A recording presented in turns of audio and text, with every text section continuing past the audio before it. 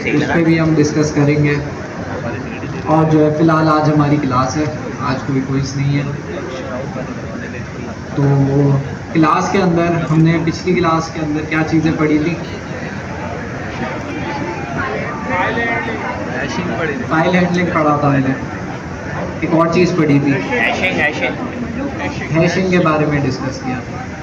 आज की क्लास के अंदर हम एडवांस टॉपिक स्टार्ट कर देंगे, जो कि अगर आपको टाइप स्क्रिप्ट अच्छे से आपने करी थी तो बहुत आसान टॉपिक है। इस टॉपिक का नाम क्या होगा? Object oriented programming. अच्छी से याद है मेरे को। उससे पहले मेरे पास दो और चीज़ें हैं।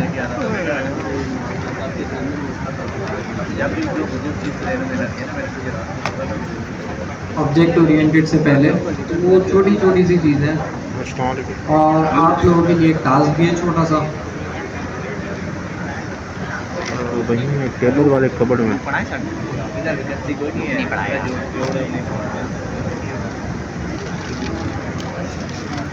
हाँ, तीनों में चेक कर रहे, तीनों में होगा।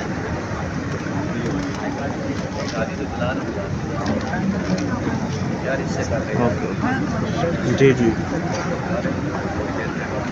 और वो टास्क कैसे होगा? बहुत सिंपल सी चीज़ है, उसके अंदर अभी कोई नई चीज़ मैं नहीं करा रहा। आपको एक टास्क दे रहा हूँ, वो आपने करना है। फिर उसके बाद मैं उसको करने का एक शॉर्ट तरीका बताऊंगा पाइथन के अंदर, जो कि बहुत आसान है। तो आपके पास एक लिस्ट है जिसके अंदर कुछ आपके पास नंबर है 2, 4, 8, 12, 16।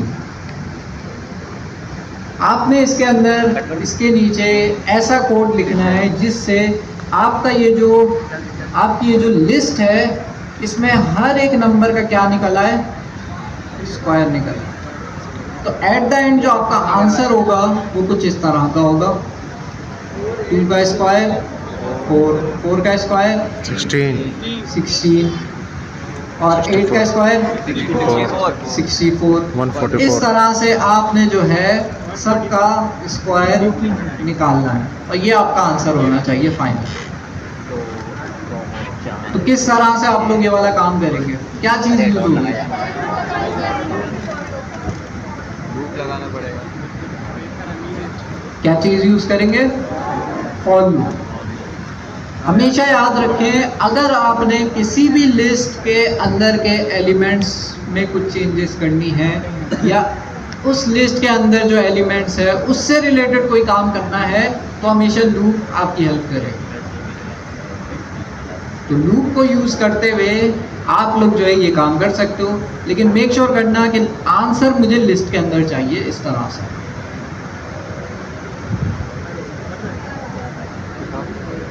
करें, देखते हैं भाई। यहीं से करो ना यार।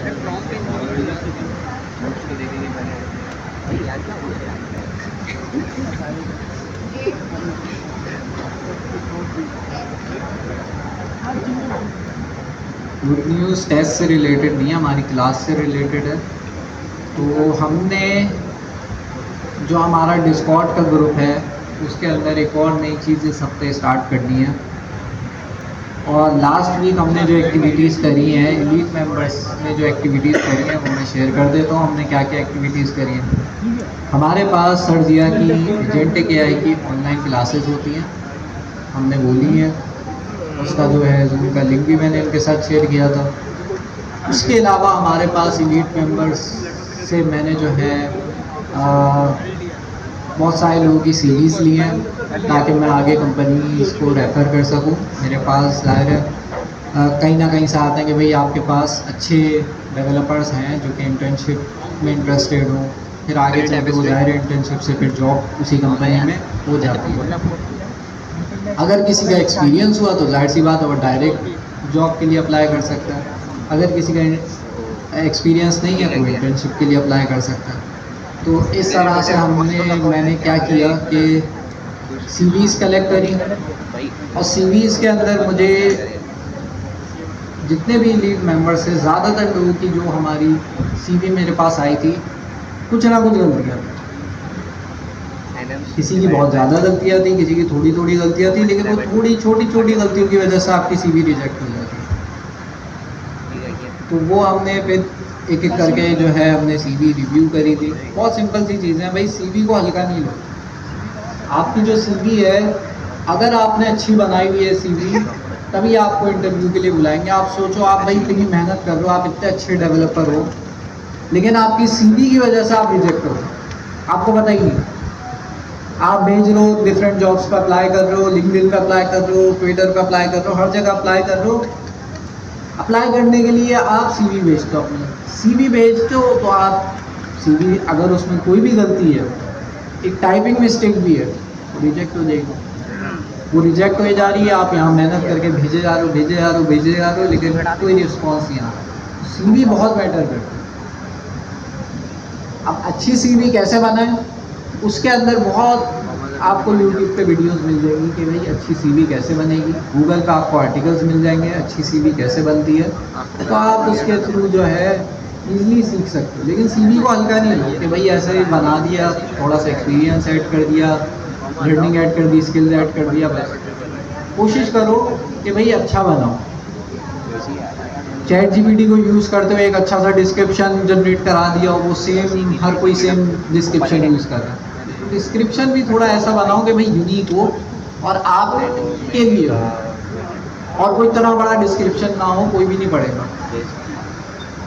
सीवी के अंदर बाज़ दफ़ा लोग जो है बहुत बड़े बड़े डिस्क्रिप्शन ऐड कर देते हैं अपने बारे में, चैट जीपीटी से जनरेट कराते हैं, अच्छा सा लगता है, वो सीवी में ऐड कर देता हूँ, कोई नहीं पढ़ेगा। काम की चीज़ें ऐड करो, और हर जॉब की अलग सीवी बनती है। ऐसा नहीं होता एक सीवी बना दी, हर जॉब पे भेजे जा रहा है, वो तो बहुत आसान सा काम। हर जॉब की अलग सीवी बनती है। आपकी सीवी है, आप एक जॉब पे अप्लाई कर रहे हो, फ्रंट एंड डेवलपर, आपने उसमें देखा जावास्क्रिप्ट, टाइपस्क्रिप्ट रिक्वायर्ड है, नेक्स्ट.जेएस रिक्वायर्ड है, रिएक्ट रिक्वायर्ड है, आपने ये सारी चीज़ें आपको आती हैं, आपने क्या किया, वो सारी चीज़ें अपनी सीवी पे मेंशन करी कि भाई मुझे ये आती हैं, उसको सेंड कर दी। अब कोई है फुल स्टैक डेवलपर, उसमें सैनिटी भी चाहिए, उसमें वर्डप्रेस भी आना चाहिए, तो उसमें फिर अपनी सीवी उस हिसाब से आप अपडेट कर दो, फिर उसको भी भेज दोगे। ज़्यादा चेंजेस नहीं होंगी, लेकिन टारगेट करो कि भाई जो जॉब डिस्क्रिप्शन है उसमें जो चीज़ें लिखी है वो आपकी सीवी में भी मौजूद हो। इस तरह से सीवी भेज, तो सीवी को हल्का नहीं है, ये बड़ी इंपॉर्टेंट चीज़ है। अच्छा जी, किसने कर लिया टास्क? मैंने भी कर लिया सर। बहुत सिंपल सा टास्क है। अब मैंने ये भी नहीं बोला कि भाई ऐसे करना है वैसे करना है, अपने दिमाग लगाओ लिस्ट में आना चाहिए उसका और करो। Comment कर दो। सही है भाई, यहाँ पे हो गया 2 लोगों का, और हमारा भी यहाँ हो गया 4, 5, 6, 8। क्या टास्क है कि भाई हर नंबर का स्क्वायर निकालना है और उसको एक लिस्ट की फॉर्म में प्रिंट कराना है। लड़कियों में कितना ने कर लिया हो? लिस्ट में डालो। ऊपर आओ। आ जाइए। आगे वाले ही कहते हैं अभी तक। चलो जल्दी करें। लिस्ट में amend कर सकते हैं। डायरेक्ट अपेंड कराते हैं। जी, आपने कर लिया? अच्छा जी, यहाँ लड़कियों में किसने कर लिया? कितनी लाइनों में हुआ? एक लाइन में हो गया। 8 लाइनों में हुआ है। ठीक है जी, 4 लाइनों में हो गया। कितनी लाइनों में? 3 लाइनों में हुआ है। सही हो गया। तो ज़्यादातर लोगों का 3 लाइनों में हुआ है, 4 लाइनों में हुआ है, और यहाँ पे 8 लाइनों में भी हुआ है। तो जिसने सबसे शॉर्ट तरीके से किया, हम उसको बुला के पूछ रहे हैं भाई कैसे किया है। किसी ने ऐसा तो नहीं है कि एक भी लाइन में नहीं किया, एक लाइन सबसे शॉर्ट है, आधी लाइन में किसी ने किया है। वो तो लैम्डा में गया मेरे साथ। लैम्डा में आ जाओ।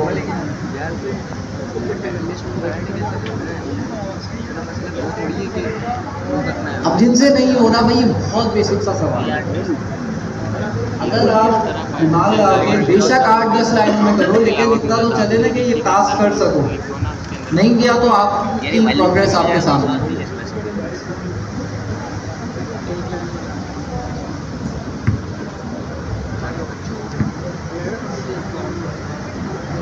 पहले अपने बारे में तो बताओ।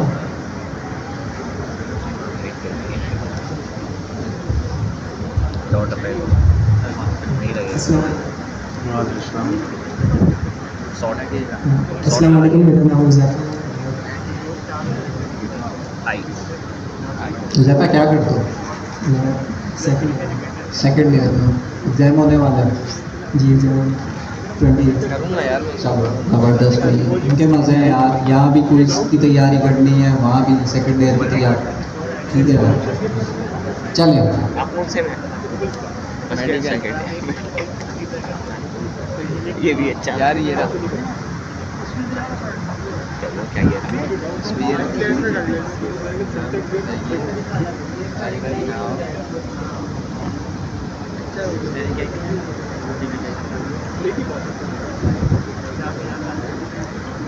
क्या हुआ भाई? बड़ा भाई उसका ऐड कर पास तो कर लिया, कितनी लाइनों में किया है? एक ही में एक लाइन में किया। सर ये बताओ ये है क्या? List comprehension. List comprehension. और ये काम कैसे करता है? एक कोई वेरिएबल लेगा और उससे मैं दूसरी लिस्ट बनाएंगे, दूसरी लिस्ट बना उसमें कोई फंक्शन चल जाएगा या नहीं चल जाएगा। बिल्कुल। इस कोड को गौर से देखो, इसमें कोई चीज़ मुश्किल लिखी है इन्होंने। अगर मैं प्रिंट भी हटा दूँ थोड़ी देर के लिए, और जो है सिर्फ हम लिस्ट कॉम्प्रिहेंशन जो हमारा टॉपिक है उसको अगर हम गौर से देखें, क्या लिखा हुआ है? अच्छे इसको चार स्क्वायर निकालने के लिए हम क्या यूज़ करते हैं? चार डबल स्क्वायर का साइन हम यूज़ करते हैं। इन्होंने लगाया हुआ है, आप लोगों ने भी लगाया होगा। सॉरी यार सॉरी इसके आगे इन्होंने फॉर लूप चलाया। बस सही है तो जो लाइन, जो काम आप 3-4 लाइनों में कर रहे थे फॉर लूप के अंदर, ये काम करते थे। लिस्ट कॉम्प्रिहेंशन एक आपके पास शॉर्ट तरीका है जिसको यूज करते हुए आप इजीली क्या कर सकते हैं?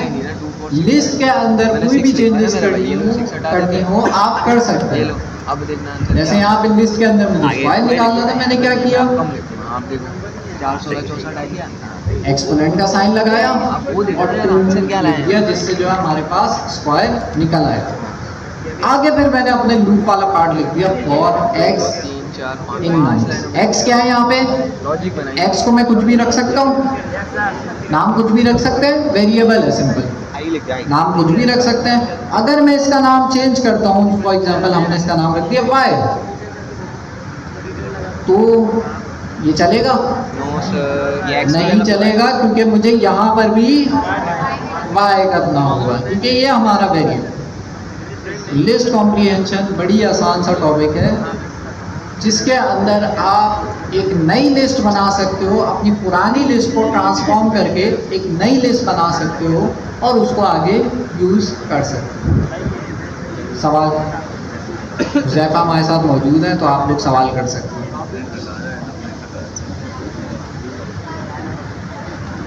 अच्छा, गुड न्यूज़ तो मैंने दी नहीं थी, चले पहले हुज़ैफ़ा को डील कर लेना जी। सवाल?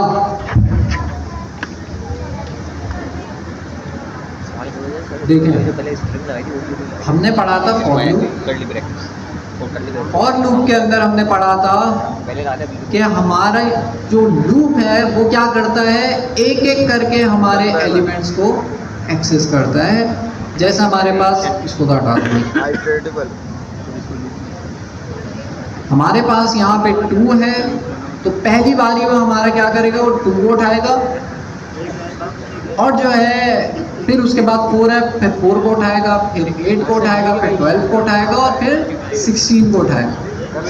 तो इस तरह से एक एक करके हमारे पास लूप एलिमेंट्स को निकालता है एलिमेंट्स लिस्ट में से। ठीक हो गया? तो ये जो मैं पार्ट हाईलाइट कर रहा हूँ, ये काम कर रहा हूँ, एक एक करके एलिमेंट्स को निकालना है लिस्ट के अंदर से। अच्छा, यहाँ भी किसी का कोई सवाल है? लिस्ट कॉम्प्रिहेंशन जी। हाँ, वो क्या कर रहा है, ये जो फॉर जो चीज़ मैंने हाईलाइट करी हुई है ना अभी, ये क्या कर रहा है, एक एक करके लिस्ट में से एलिमेंट्स को निकाल रहा है और इस वाई के अंदर स्टोर कर रहा है। पहले 2 को निकालेगा, वाई के अंदर स्टोर कर लिया, फिर 4 को निकालेगा, फिर वाई के अंदर स्टोर कर लेगा, फिर आगे 8, 12, 16 एक एक करके सबको लाएगा। ठीक हो गया? फॉर लूप ये काम कर रहा है बस। अच्छा, अब हम चाह रहे थे कि भाई हमारे पास जब एक एक करके एलिमेंट्स y के अंदर आ रहे हैं तो क्यों ना हम y को एक्सपोनेंट का साइन लगा के उसका स्क्वायर निकाल लें। तो फॉर एग्जांपल हमारे पास 2 आया, हमने क्या किया, एक हमारे पास सिंटैक्स है जिसको हम कहते हैं लिस्ट कॉम्प्रीहेंशन। इसको यूज़ करते हुए हम क्या कर रहे हैं, इसको हमने शुरू में लिखना होता है कि हमने y के साथ करना क्या है। तो हमारे पास जैसे 2 आया तो हमने क्या किया, उसका स्क्वायर निकाल लिया। इसी तरह से अगली बारी में हमारे पास 4 आया, 4 का भी स्क्वायर निकाल लिया। 8 आया, 8 का भी स्क्वायर निकाल लिया। इस तरह से 12, 16 सबका स्क्वायर निकाल लिया। लास्ट में हमारे पास, पहले हमने इसको समझा फॉर लूप क्या कर रहा है, फिर हमने समझा ये वाला पार्ट क्या कर रहा है, y एक्सपोनेंट का साइन और 2, फिर हम लास्ट में हमारे पास क्या चीज़ बची है, स्क्वायर ब्रैकेट्स। लिस्ट कॉम्प्रीहेंशन नाम से ही पता चल रहा है ये लिस्ट पर लगती है। और जब आपके पास स्क्वायर निकल जाता है तो एंड में आपके पास रिजल्ट किस पे आता है, लिस्ट में ही आता है। लिस्ट कॉम्प्रीहेंशन का रिजल्ट लिस्ट में ही आता है। ज़रूरी नहीं है सिर्फ लिस्ट पे लगे, मैंने गलत स्टेटमेंट दे दी, ज़रूरी नहीं सिर्फ लिस्ट पे लगे, लेकिन इसका आंसर हमेशा लिस्ट में आएगा, आउटपुट हमेशा लिस्ट में आएगा।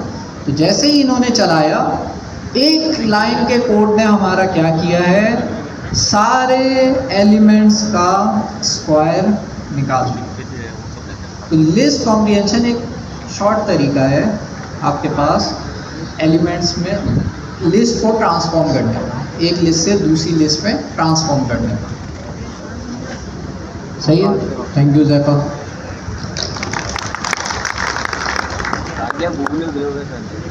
काट दिया ना वो। तो कहीं ऐसी चीज़ देखो लिस्ट कॉम्प्रीहेंशन जैसी, तो परेशान नहीं होना है। लिस्ट कॉम्प्रीहेंशन एक दफ़ा समझ आ गया ना, ये बड़ी आसान सी चीज़ है। आप देखो ना, है ही कितनी चीज़ें, एक फॉर लूप है, एक आपके पास जो है जो भी आपने काम करना है वो आपने लिख दिया, और ये सब आपने स्क्वायर ब्रैकेट में लिखना होगा, सर मांगे वाला है बस ठीक हो गया। तो आप लोगों ने, जिन लोगों ने अभी टास्क किया था, किसी ने 3 लाइनों में किया, किसी ने 4 लाइनों में किया, किसी ने 8 लाइनों में किया, 8 तो नहीं 5 4 में किया। तो आप लोग जो है वही काम एक लाइन में कर सकते हैं। एक लाइन में इसी के आगे कॉमा डाल। सबसे अच्छा तरीका है इस वाले टास्क के लिए लिस्ट कॉम्प्रीहेंशन। इसको ऊपर ले कॉमा डाल दो, ठीक हो, 4 लाइनों में रख दो, ये भी आ जाएगा कॉमा डाल दो शायद। अच्छा, लिस्ट कॉम्प्रीहेंशन के अंदर क्विज के लिए मैं आपको बता दूं, अच्छे से तैयारी करना है इसकी। 3 लाइनों में किया। इसके अंदर और भी चीज़ें, इफ़ भी लगा सकते हो आप, एल्स भी लगा सकते हो, तो उसकी भी आप तैयारी कर लेना।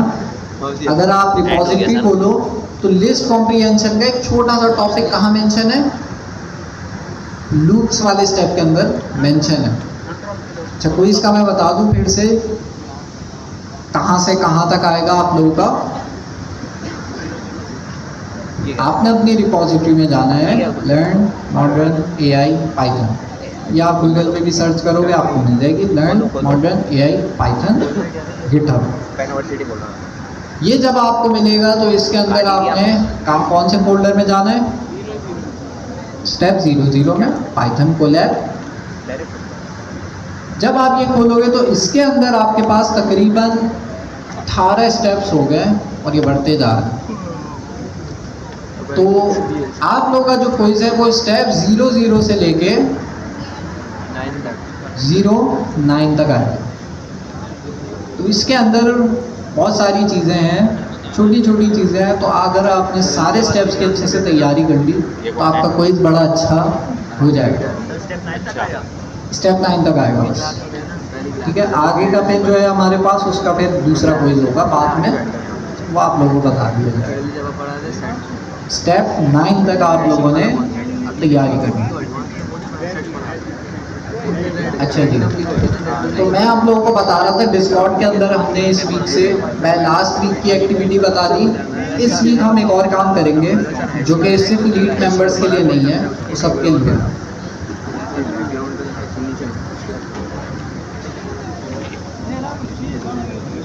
क्या डिलाइट मेंबर बनना है बस। जो मेरा इंटरव्यू लेके तो बन सकता मुझे बना सकता है। नहीं ना, क्या हो गया? अबे भाई सीआर कर सकते हैं, सर ने बोला था सीआर कर सकते हैं। अरे उस्ताद मैं आपको दिखा डिस्कॉर्ड में ना जिनके नाम पे ग्रीन आया हुआ है ना, और जो रेड है, एक चैलेंज देने वाला था, फिर मैंने कहा क्विज की तैयारी कर लेंगे अभी, तो अभी मैंने छोड़ दिया। तो ये हमारे पास डिस्कॉर्ड चैनल है। जो लोग ऐड नहीं है भाई, वो सीआर आपको पता है क्लास के कौन है, आप उनसे कनेक्ट करके जो है उनसे बात करके ऐड हो जाए। सर, हमारा दफ़ा तो हमारी CR क्लास के नहीं आया। सीआर जो है वो लड़कों में तो नहीं आए, के निकले। लड़कियों में आए हैं। अरीशा और दिदा, वो हमारे पास लेफ़्ट साइड पे वहाँ पे मौजूद है। खड़ी हो जाए आप लोग। तो आप लोग जो है डिस्कॉर्ड में इनके थ्रू ऐड हो सकते हैं। वैसे तो हमने लिंक शेयर कर दिया था आपके यहाँ पर भी, जो आपका GIAI का जो आपका ऑफिशियल चैनल है वहाँ भी शेयर कर दिया था। अच्छा, अब हमने क्या करना है, बैठिए। अब हमने क्या करना है, हम एक चैनल बनाएंगे, बल्कि 3-4 चैनल बनाएंगे। जैसे यहाँ पे हमारे पास एक वॉइस चैनल है, वेटिंग एरिया। अगर मैं इसको ज्वाइन करूँ तो ये वॉइस चैनल है, मतलब यहाँ पे मैं बैठ के किसी से भी बातें कर सकता हूँ। इस तरह से मैं 4 और चैनल बनाऊँगा। फिर हम क्या करेंगे, एलीट मेंबर्स में से कुछ लोगों को सेलेक्ट करेंगे। हफ्ते में वो क्या करेंगे, किसी भी दिन 1 घंटा 2 घंटे जितना उनके पास टाइम हो देने के लिए वो आएंगे, अनाउंस करेंगे कि भाई मैं इस टाइम अवेलेबल हूँ, उस चैनल को ज्वाइन कर लेंगे। फॉर एग्जांपल हमने 4 चैनल बनाए, 1 2 3 4। कोई एलीट मेंबर यहाँ पर है लड़कों में, ये है, आपका क्या नाम है? गुलाम क्या बोला? अकबर। गुलाम अकबर जो है हमारे पास एलीट मेंबर है। ये हमारे पास क्या करेंगे कि फॉर एग्जांपल इन्होंने बोला कि भाई मैं ट्यूसडे वाले दिन, हर ट्यूसडे को 10 बजे से लेके 11 बजे तक अवेलेबल हूँ हेल्प करने के लिए। तो क्या कर सकते हैं, इस वॉइस चैनल को ज्वाइन कर लेंगे। फिर इनके साथ जिनको भी बिगनर्स जितने भी हैं, जिनको कोई प्रॉब्लम हो, कोई एरर आ रहा हो, कोई मसला हो, तो वो क्या कर सकते हैं, इनके साथ ज्वाइन हो सकते हैं और इनसे फिर डिस्कस कर सकते हैं, अपनी स्क्रीन शेयर कर सकते हैं, क्या मसला है। फिर ये डिबग करने की कोशिश करेंगे कि भाई क्या मसला है, कैसे होगा। अगर कोई आपके पास मुश्किल एरर है जो कि आपसे नहीं डिबग हो रहा, उसमें ज़्यादा टाइम लग रहा है, तो आप फिर उन स्टूडेंट्स को क्लास में आप बुला सकते हैं और क्लास में उनसे मिलकर उनका प्रॉब्लम देख लेंगे। ठीक है, तो इस तरह से जो है एलीट मेंबर्स ये करेंगे। अब एलीट मेंबर का मैं कोई रोल असाइन करूँगा जिसमें जो है उनके पास ये फीचर होगा कि वो चैनल ज्वाइन कर सकते हैं। एक बारी में कोई एक बंदा उनके साथ जो है ज्वाइन हो सकता है। जैसे यहाँ पे हम 2 लोग बैठे हुए हैं, तो फॉर एग्जांपल इनका कोई हमारे पास एरर है, ये अपनी स्क्रीन शेयर करके मुझे दिखा सकती है, मैं सॉल्व करने की कोशिश करूँगा। तो इस या कोई सवाल हो तो वो भी मैं ये पूछ सकते हैं।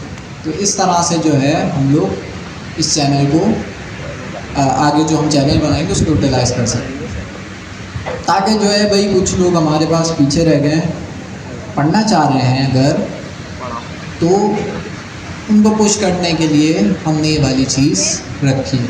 मैं एलीट मेंबर्स के साथ डिस्कस कर लूँगा, टाइमिंग वगैरह वो अपनी शेयर कर देंगे, तो मैं चैनल पे डाल दूँगा ताकि आप लोग उस टाइमिंग के हिसाब से ज्वाइन कर लो कि भाई जो है कोई एरर्स हैं, कोई प्रॉब्लम है तो उनसे डिस्कस कर लो। ठीक हो गया। अच्छा, एक और चीज़ हमारे पास ये तो हो गया। यहाँ पे किसी का कोई सवाल डिस्कॉर्ड से रिलेटेड, डिस्कॉर्ड से रिलेटेड किसी का कोई सवाल? तो मैंने लास्ट क्लास में आपको बताया था डिस्कॉर्ड हमने एलीट मेंबर्स के लिए बनाया है, लेकिन अब हमने इस डिस्कॉर्ड के अंदर जो है चैनल के अंदर ये फीचर भी रखा है कि जिनके कोई प्रॉब्लम है वो वॉइस चैनल में आके सॉल्व कर सकें। तो ये मैंने अपनी क्लास के सीआर को भी बता दिया, तो वो 4 चैनल बना देंगे और जो है जो फिर हम उसको टाइमिंग्स वगैरह ले लेंगे, उसको मैनेज कर लेंगे। ठीक हो गया। तो डिस्कनेक्ट हो जाता है, सही हो गया। तो डिस्कॉर्ड से रिलेटेड किसी का कोई सवाल नहीं है? सही है जी।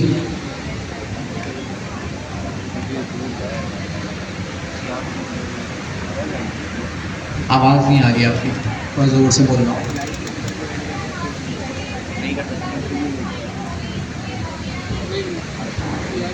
जी मिस हिफ्ज़ा की लिस्ट फाइनल हो गई है, उसमें रोल भी असाइन हुए हैं। कुछ लोगों के मिस हिफ्ज़ा की जो लिस्ट आपके पास मौजूद थी और कुछ लोगों के नाम हमारे पास शीट में नहीं शो हो रहे। क्यों नहीं शो हो रहे? क्योंकि उनका फॉर्म ही नहीं सबमिट हुआ है। लास्ट में कल मैंने शीट अपडेट करी है और कल मैंने सारे फॉर्म जो है जो शीट के अंदर मौजूद नहीं थे, अप टू डेट जो मेरे पास सबमिशन आई हुई थी, वो मैंने CR को दे दिया सारे। लेकिन फिर भी कुछ ऐसे नाम हैं जो कि इंटरव्यू के लिए आ जाते हैं, प्रोजेक्ट उनके कंप्लीट है लेकिन सबमिशन में उनका नाम नहीं आ रहा। तो ऐसे जो भी लोग हैं वो अपना प्रोजेक्ट दोबारा सबमिट करें। शायद किसी वजह से आपका प्रोजेक्ट सबमिट नहीं हुआ, इसलिए आपका नाम ही नहीं आ रहा। तो सबमिशंस में नाम नहीं होगा तो हम उन लोगों का चेक भी नहीं कर सकते ना। तो आपने अपना प्रोजेक्ट सबमिट करा लें। अच्छा जी, वापस आते हैं।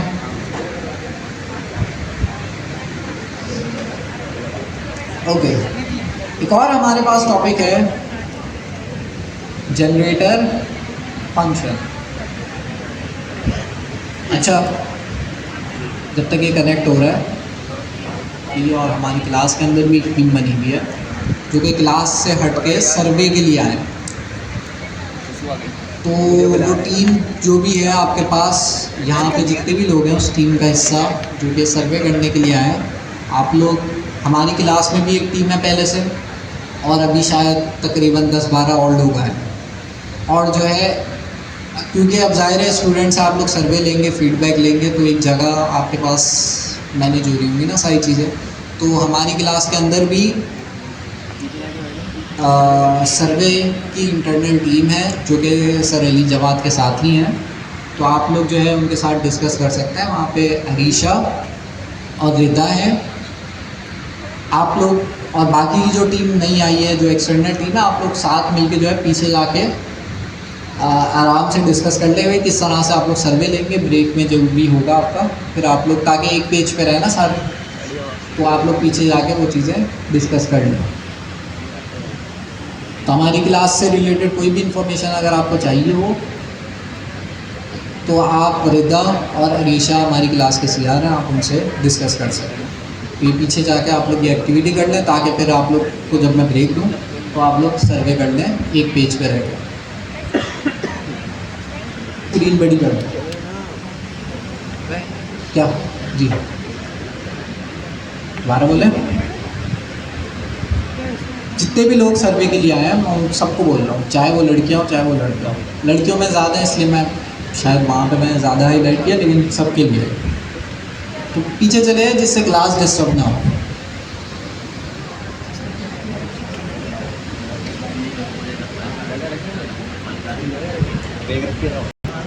जनरेटर फंक्शंस, ये कितने लोगों को आता है? ऐसा ही है। कौन से स्टेप के अंदर है ये तो बता दो। 8 के अंदर है जनरेटर फंक्शन।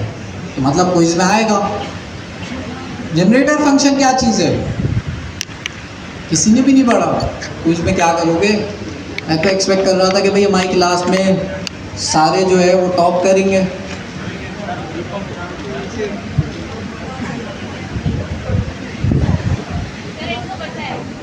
इनको पता है जी, क्या पता है आपको?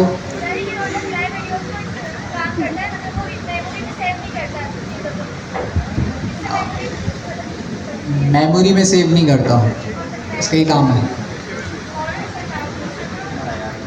चले ठीक है। और आसान सी मैं डेफिनेशन चाह रहा हूँ, चूँकि एक वर्ड पे डिफाइन कर दे भाई ये क्या करता है। क्या करता है?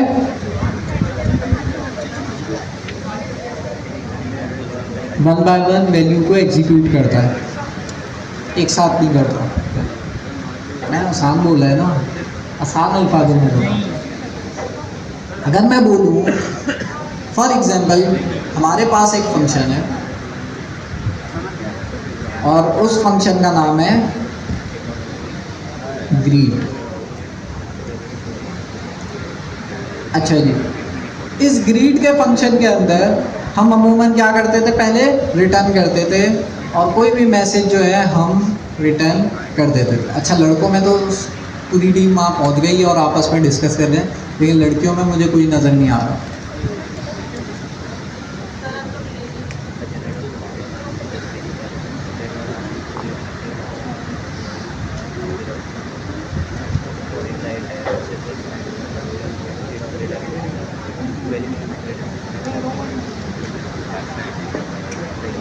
तो लड़के अपने हिसाब से प्लानिंग कर लो, जो भी आपने लड़कों में फीडबैक लेना हो, लड़के अपने हिसाब से प्लानिंग कर लो जैसे भी आपको फिजिबल हो।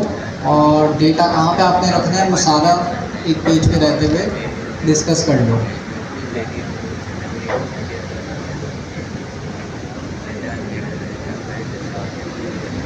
अच्छा, इन्हें पीछे जाके कर लिया। यहाँ पे जो ख़वातीन खड़ी हुई हैं, आप लोग पीछे चले जाओ। मेरे ख्याल में डिस्कॉर्ड में ऐड करने के लिए खड़ी है, तो अगर डिस्कॉर्ड में ऐड होना है तो भाई क्लास के एंड में आप हो जाते। ओके, तो रिटर्न का हमारे पास फंक्शन था। ये क्या करता था, हमारे फंक्शन को चलाता था और जैसे ही हमारा फंक्शन कॉल होता था उसके बाद ये कुछ ना कुछ रिटर्न करता था। ये हम बहुत दफ़ा पढ़ चुके हैं। रिटर्न जनरेटर फंक्शन के अंदर रिटर्न नहीं यूज़ होता बल्कि यील्ड।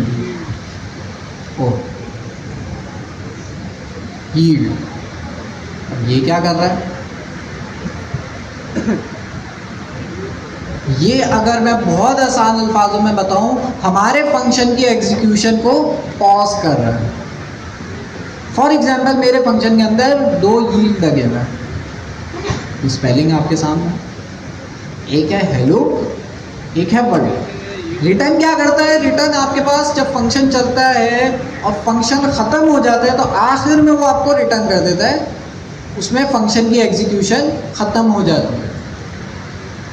यहाँ पे फंक्शन की एग्जीक्यूशन ख़त्म नहीं हो रही बल्कि पॉज हो रही है। इसका मतलब ये है कि जब मैं ग्रीट के फंक्शन को चलाऊंगा तो हमारे पास सबसे पहले क्या चीज़ आ रही है यहाँ पे, जनरेटर ऑब्जेक्ट, जिसका मतलब हमारे पास ये जनरेटर फंक्शन बन गया है। जनरेटर फंक्शन बनाने के लिए कुछ नहीं करना, यील्ड का कीवर्ड यूज़ करना है। और ये अभी हम एक एग्जांपल करेंगे जिससे जो है हमारे पास ये बड़ा अच्छा हम समझेंगे इसे। बट यील्ड क्या कर रहा है, आपके फंक्शन को पॉज कर रहा है। इसको देखने के लिए, इस बिहेवियर को देखने के लिए मैं यहाँ पे हमारे पास जनरेटर फंक्शन को चलाने के 2 तरीके। एक, आप लूप को यूज़ करते हुए चला लो। दूसरा, हमारे पास एक बना बनाया फंक्शन है नेक्स्ट, इसको यूज़ करते हुए चला। तो इसको यूज़ करते हुए जब मैं चलाऊँगा तो इसके अंदर मैं ग्रीट का फंक्शन पास करूँगा। चला के देखते हैं।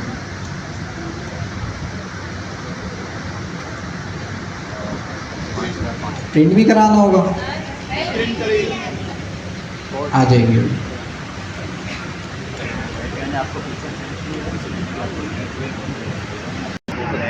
ये कहाँ यूज़ हो सकता है, अभी हम एक एग्जांपल करेंगे, उसके अंदर यूज़ होगा ये, तो उसके अंदर आपको क्लियर हो जाएगा कहाँ यूज़ हो सकता है। यूज़ केस तो बहुत हो सकते हैं, ये तब आपको पता चलेगा जब आप कुछ बनाएंगे। हाँ, कम यूज़ होता है आपके पास, लेकिन ऐसा नहीं कि इसकी यूज़ केस ही नहीं है, यूज़ होता है जी। देखिए, बेनिफिट कुछ नहीं है आपके पास, डिपेंड करता है आपने कब कौन सी चीज़ यूज़ करनी है। रिटर्न से हमें ये फ़ायदा होता है कि आपका फंक्शन जब चलता है तो उसकी एग्जीक्यूशन, मतलब पूरा फंक्शन चलने के बाद हम चाहते हैं हमारा फंक्शन आउटपुट रिटर्न करे, तो वो आउटपुट हमारे पास आ जाता है उस फंक्शन के अंदर। उसको हम रिटर्न कराने के लिए रिटर्न का कीवर्ड यूज़ करते हैं। रिटर्न तो करता है लेकिन फंक्शन की एग्जीक्यूशन जो है वो पॉज हो जाती है। अभी हमारे पास ये चल जाए तो फिर हम जो है इसको देखते हैं।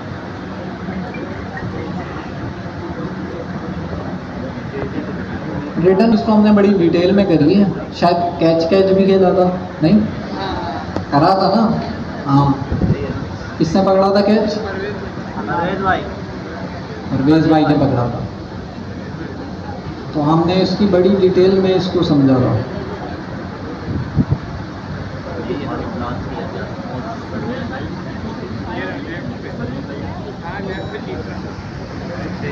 तो चल रहा है तो हम इस दौरान सर्वे कर लेते हैं ताकि हमारा टाइम सेव हो जाए। तो जितने भी लोग पीछे खड़े हुए हैं आप लोग जो है काइंडली आपको जो भी फीडबैक लेना है या सर्वे करना है आप लोग जो है इंस्ट्रक्शंस के मुताबिक आप लोग कर लें। तो मैं आप लोगों को 15 मिनट दे रहा हूँ। 9 क्या टाइम हो रहा है 10:05 पे जो है फिर हम क्लास स्टार्ट कर दें। तो इस एक्टिविटी को करने का ये मकसद है कि आप लोगों के जो भी इश्यूज़ हैं या हमारी क्लास की जो भी प्रोग्रेस है वो आगे रिपोर्ट करना ताकि उसके अकॉर्डिंगली हम क्या करें जो भी इम्प्रूवमेंट हो सके वो करें। लीड मेंबर्स वाले उसमें टैग करके डालना है। सर्वर है इस पर आप लोगों ने जाना है। इस पे जाने के बाद थोड़ा सा आप ऊपर आओगे तो आपके पास लीड मेंबर का जो सर्वर है उसका लिंक आपको मिल जाएगा। मैं दोबारा भेज दूंगा। मैंने अपडेट किया था 1 हफ्ते पहले। वो हर हफ्ते एक्सपायर हो जाता है। अच्छी बात है मुझे एक्सपायर करना भी है बट जो है मैं दोबारा इसको अपडेट कर दूंगा ताकि आपके पास नया लिंक आ जाए। लेकिन लिंक यहीं पे मिलेगा। अनाउंसमेंट डी के अंदर जाना है। यहाँ स्क्रॉल करना है। ये रहा आपका सर्वर। इसको ज्वाइन करना है। ये आप आ रहा है। अभी देखिए 7 लोगों ने रिक्वेस्ट भेजी है। मेरे ख्याल से लिंक चल रहा है अभी।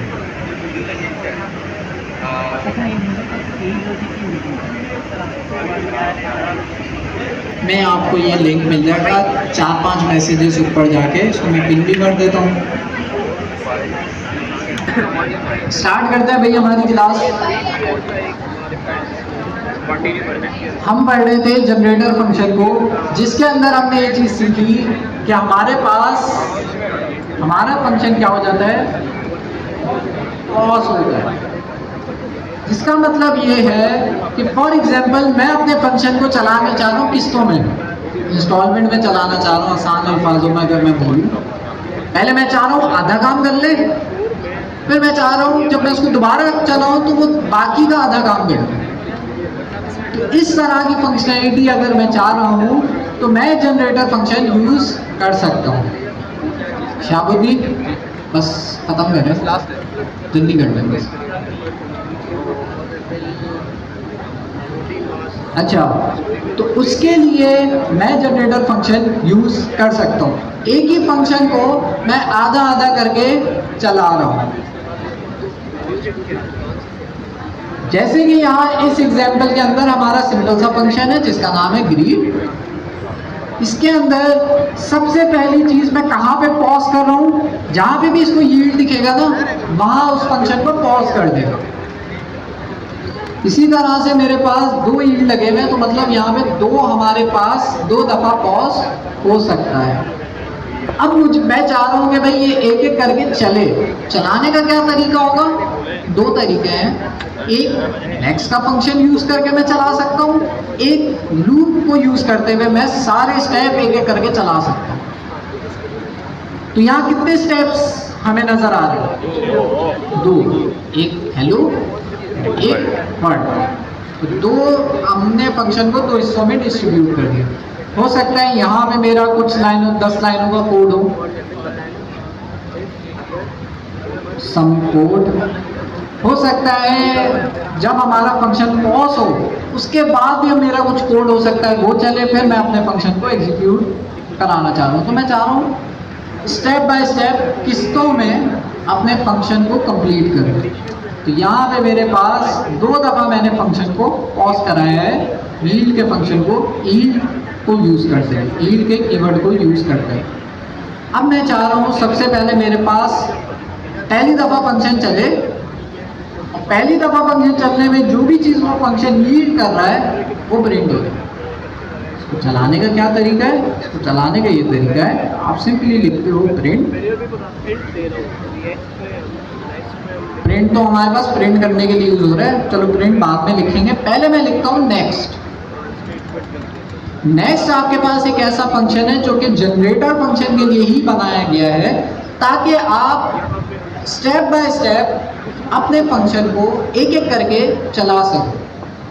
मतलब हमारा ग्रीड का फंक्शन चलेगा, उसके बाद एक दफ़ा हेलो प्रिंट करेगा, दूसरी दफ़ा वर्ल्ड प्रिंट करेगा। तो यहाँ हम 2 दफ़ा पॉज कर रहे हैं, तो पॉज करके मुझे चलाना भी तो है ना उसे वापस। तो पॉज करके जब मुझे चलाना होता है तो उसके लिए मैं नेक्स्ट का फंक्शन यूज़ करता हूँ। तो जनरेटर फंक्शन का जो दोस्त है हमारे पास वो है नेक्स्ट का फंक्शन, जो कि हमारी हेल्प करेगा इसको चलाने में। इसके अंदर मुझे क्या पास करना है, ग्रीड का फंक्शन पास करना है। इस तरह से ऐसे भी कर सकता हूँ, कोई फर्क नहीं है, लेकिन ऐसे कर लेता हूँ। तो क्या चीज़ हमारे पास प्रिंट हुआ, हेलो प्रिंट हुआ। हेलो प्रिंट जैसे ही हमारे पास हुआ, हमारा फंक्शन कहाँ पे पॉज हो गया, अब यहाँ पे हेलो पे पॉज हो गया। अब जब तक मैं इसको दूसरी दफ़ा नहीं चलाऊंगा हमारा फंक्शन आगे नहीं चलेगा, रिज्यूम नहीं होगा। हेलो पे वो पॉज हो गया। अब मैं चाह रहा हूँ कि भाई मेरे पास क्या चीज़ प्रिंट हो, वर्ल्ड भी प्रिंट हो, मतलब जो हमारा फंक्शन का रिमेनिंग काम रह गया है वो भी मैं करवा दूँ। तो वो मैं कैसे कराऊंगा, नीचे आके मैं एक और नेक्स्ट का फंक्शन लगाऊंगा, सेम ग्रीड का फंक्शन दोबारा कॉल करूंगा। तो हमारा फंक्शन क्या कर रहा है कि पहले उसने जहां पे रुका था दूसरी दफा वहीं से स्टार्ट कर। तो ये हमारे पास जनरेटर फंक्शन है, जिसके अंदर हमारे पास पहले उसने हेलो प्रिंट करेगा और फिर उसके बाद वर्ल्ड। अच्छा यहाँ पे कुछ गड़बड़ हो गई, क्या नहीं होगा, VS कोड पे प्रिंट कराना पड़ेगा। ऐसे आप प्रिंट लिखोगे और यहाँ पर भी इसको प्रिंट के अंदर लिखोगे, तो कोलैब आपके पास प्रिंट करा। अच्छा दोनों में हेलो प्रिंट हो रहा है, क्या गड़बड़ कर दी जी, वेरिएबल में स्टोर नहीं कराया, तो क्या करूं, सबसे पहले हम क्या करते हैं, वेरिएबल में अपने जनरेटर फंक्शन को स्टोर करा देते हैं। तो वेरिएबल का नाम क्या रखते हैं, मैसेज इस वेरिएबल का नाम रख देते हैं। और इस तरह से चल पहले चला के देख लेते हैं भाई ये चल भी रहा है नहीं चल रहा, फिर समझता है चल रहा है। आपको तो आता है, फिर तो आपको बुला देता पढ़ाने के लिए। अच्छा चल बाद में बुलाएंगे, तैयारी जब आपकी होगी तब बुलाएंगे। ओके अब कोड को और से दोबारा से एक दफ़ा रिव्यू करते हैं। हमारे पास रीड का फंक्शन है, जनरेटर फंक्शन के बारे में हमने पढ़ा कि अगर मुझे अपने फंक्शन से कोई काम करवाना है और वो किस्तों में करवाना है, मैं चाह रहा हूँ पहले एक काम कर ले, आधा काम कर ले, फिर बाकी का जो काम रह गया है वो जब मैं उसको दोबारा कॉल करूँ तो बाकी का काम करें। तो मैं जनरेटर फंक्शन इसलिए यूज़ करूँ अगर मुझे अपने फंक्शन से किस्तों में काम कराना है। पहले एक काम करा लिया, बाकी का काम हो सकता है मुझे बाद में कराना हो, तो उसके लिए फिर मैं जनरेटर फंक्शन यूज़ कर सकता हूँ। इसका ये फ़ायदा है कि आप एक ही फंक्शन को ब्रेक करके मल्टीपल टाइम चला सकते हैं। सर रियल वर्ल्ड में कोई एग्जांपल है? यार रियल वर्ल्ड में तो आप जब यूज़ केस करोगे, एक मैं ऊपर एग्जांपल दिखा दूंगा, मेरे पास कोड लिखा हुआ है, हम वो करते हैं लेकिन हमारे पास टाइम कम है तो मैं दिखा दूंगा, वो बड़ी अच्छी एग्जांपल है। तो खैर हम अपना काम यहाँ पे किस्तों में करा रहे हैं, पहले आधा काम करा दिया फिर आधा काम करा दिया। यही काम करने के डिफरेंट तरीके हो सकते हैं। यही काम आप हो सकता है आप दो अलग अलग फंक्शन बना दो, वैसे भी कर सकते हो। एक फंक्शन को आधा काम दे दिया, एक फंक्शन को आधा काम दे दिया, ऐसे भी कर सकते हो। और दूसरा तरीका आपके पास एक रीड का फंक्शन है जो कि एक ही फंक्शन है और आपके पास किसको मैं काम कर रहा है, एक एक करके काम। ये तरीका भी यूज़ कर सकते हो। तो डिफरेंट तरीके हैं, अब आप पर है कि आप कौन सा तरीका यूज़ करना चाहते हो सकता है आप जनरेटर फंक्शन यूज़ ना करो और आप जो है दूसरी अप्रोच यूज़ कर लो। ऐसा नहीं कि भाई जनरेटर फंक्शन यूज़ करना फ़र्ज़ है, लेकिन हमें आना तो चाहिए ना। कहीं पे अगर किसी डेवलपर ने यूज़ किया हो हम तो देख के कन्फ्यूज़ हो जाएंगे भाई ये क्या है, तो हमें आना चाहिए। अच्छा, उसके बाद हमने क्या किया है, हमारा जो ग्रीड का फंक्शन है उसको कॉल किया, कहाँ स्टोर कर दिया, वेरिएबल में स्टोर कर दिया। वेरिएबल के अंदर हमारे पास क्या डेटा टाइप आ रही है, वो कह रहा है भाई आपके पास एक जनरेटर ऑब्जेक्ट है, वो आपके पास इस वेरिएबल में स्टोर है। मतलब जनरेटर से रिलेटेड ये बेसिकली लीड की जो चीज़ है वो आपके पास स्टोर हो रही है। फिर हमने क्या किया, नेक्स्ट का फंक्शन यूज करते हुए हमने इसके अंदर मैसेज पास किया। तो इस वाले केस में इसने प्रिंट किया हेलो, क्योंकि पहले यील्ड कहाँ पे लगा हुआ है, हेलो पे लगा। इसी तरह से फिर दोबारा मैंने नेक्स्ट का फंक्शन यूज किया तो उसने देखा भाई लास्ट में हमने कहाँ पे छोड़ा था, हेलो पे छोड़ा था, तो अगला जो स्टार्ट करेगा वो हेलो के बाद से स्टार्ट करेगा। हमारे पेपर चल रहे थे, हेलो के बाद वर्ड वाली चीज़ है, तो आपके पास सेकंड वाले नेक्स्ट में आया वर्ड। तो ये हमारे पास एक एग्जांपल है जो कि हमें दिखा रही है कि जनरेटर फंक्शन से आप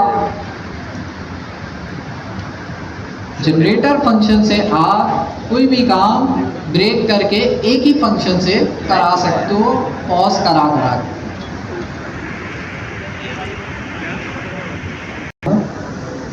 कि भाई ये एक आपके पास फीचर है, पाइथन में भी है, टाइप स्क्रिप्ट में भी है। टाइप स्क्रिप्ट में कभी आपने देखा नहीं होगा, ना आपको कभी यूज़ करने की ज़रूरत पड़ी होगी, लेकिन आपके पास ये एक एग्जिस्ट करता है। ऐसा नहीं कि भाई मार्केट में आप जाओगे आपको ये कहीं मिलेगा नहीं, हो सकता है कहीं ना कहीं मिले, लेकिन इस तरह का काम ज़रूरी नहीं कि आप जनरेटर फंक्शन से कराओ, आप डिफरेंट तरीक़ों से करा सकते हो सकता है आप दो डिफरेंट फंक्शन यूज़ कर लो, एक हेलो के लिए एक वर्ल्ड के लिए, लेकिन जनरेटर फंक्शन भी यूज़ किया जा सकता है। तो सिंपल सा आपके पास ये चीज़ है। एक एग्जांपल मैं दिखा देता हूँ इसकी, जो कि मैंने बनाई थी, मैं कोड शेयर कर दूँगा ताकि आप लोग जो है इसको देख लें। अच्छा,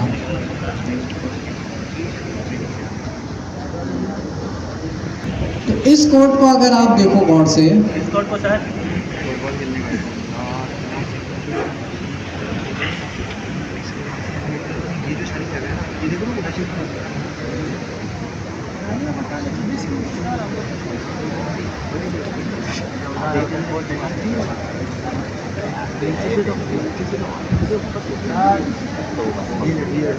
हम ये ऐसे कर सकते हैं जैसे कि हम हेलो वर्ल्ड है सर, पहले हम प्रोजेक्ट के स्टार्ट में हेलो वर्ल्ड हेलो रन करवा, बिल्कुल ऐसा भी कर सकते हैं। जैसे इन्होंने सवाल किया कि हम क्या ऐसा कर सकते हैं कि प्रोजेक्ट के स्टार्ट में हमने हेलो प्रिंट करवा दिया उस फंक्शन से और प्रोजेक्ट के एंड में हमने गुड बाय प्रिंट करा दिया, तो ऐसा भी कर सकते हो जनरेटर फंक्शन यूज। दोनों को एक ही जगह पे करना पड़ेगा सर, फंक्शन को कॉल करना, फंक्शन एक दफ़ा बनेगा और डिफरेंट जगह पर, जैसे कोड के टॉप पे आपने जो है हेलो के लिए नेक्स्ट लिखा, कोड के बॉटम पे आपने बाय के लिए नेक्स्ट लिखा, गुड बाय के लिए नेक्स्ट लिखा,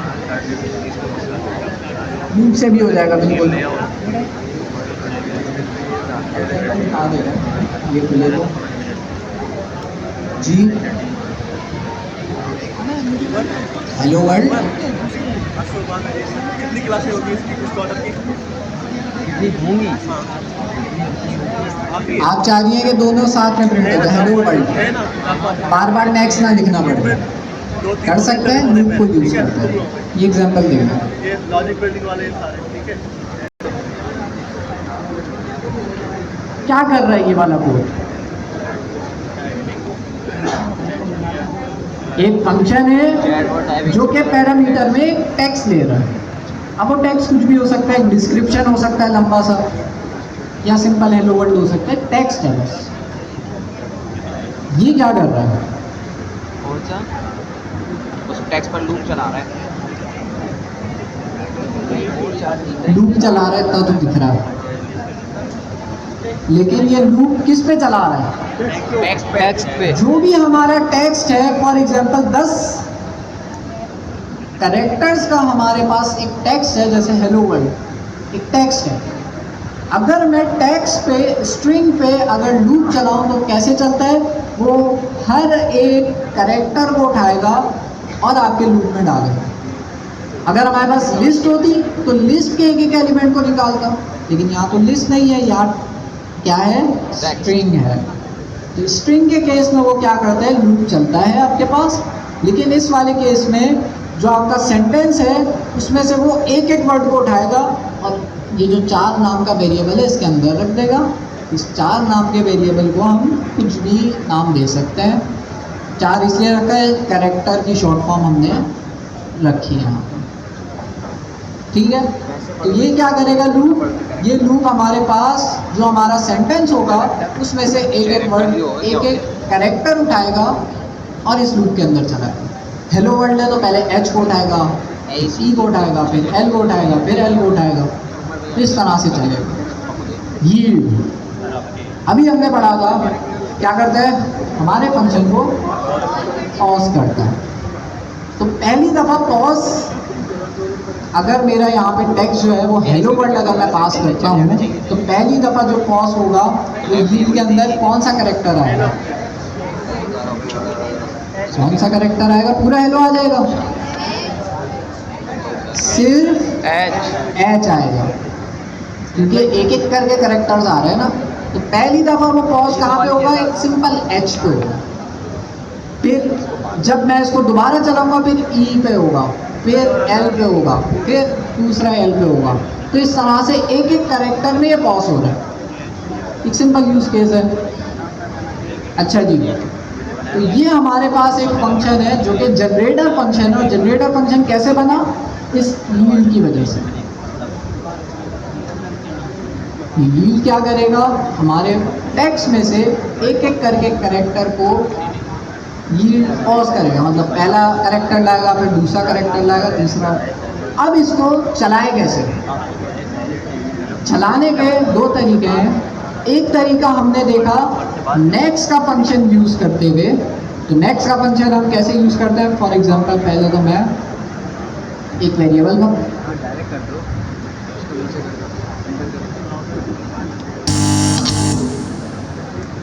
आईसी कर दिया।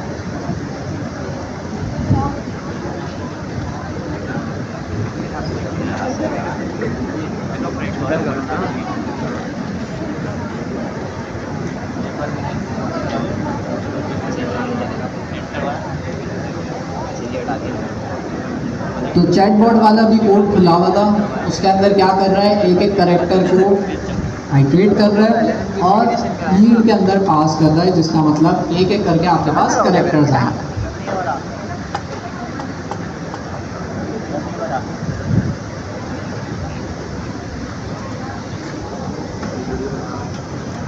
अगर फंक्शन के अंदर हम लोग हेलो वर्ड लिख रहे हैं तो इसको 2 मरतबा कॉल कर रहे हैं, तो उसके तीसरी मरतबा कॉल कर रहे हैं तो फिर नहीं हो रहा।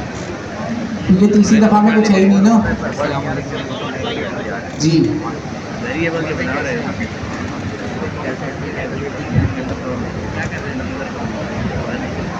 हमें टास्क दिए हैं जनरेटर क्या है? दूसरे फंक्शन की तरह बार बार कॉल नहीं कर सकते, तो आपके पास सीक्वेंस भी चलेगा। उसका काम ही है कि भाई एक दफ़ा वो कॉल होगा, लेकिन उसी एक दफ़ा को हम किस्तों में करा सकते हैं।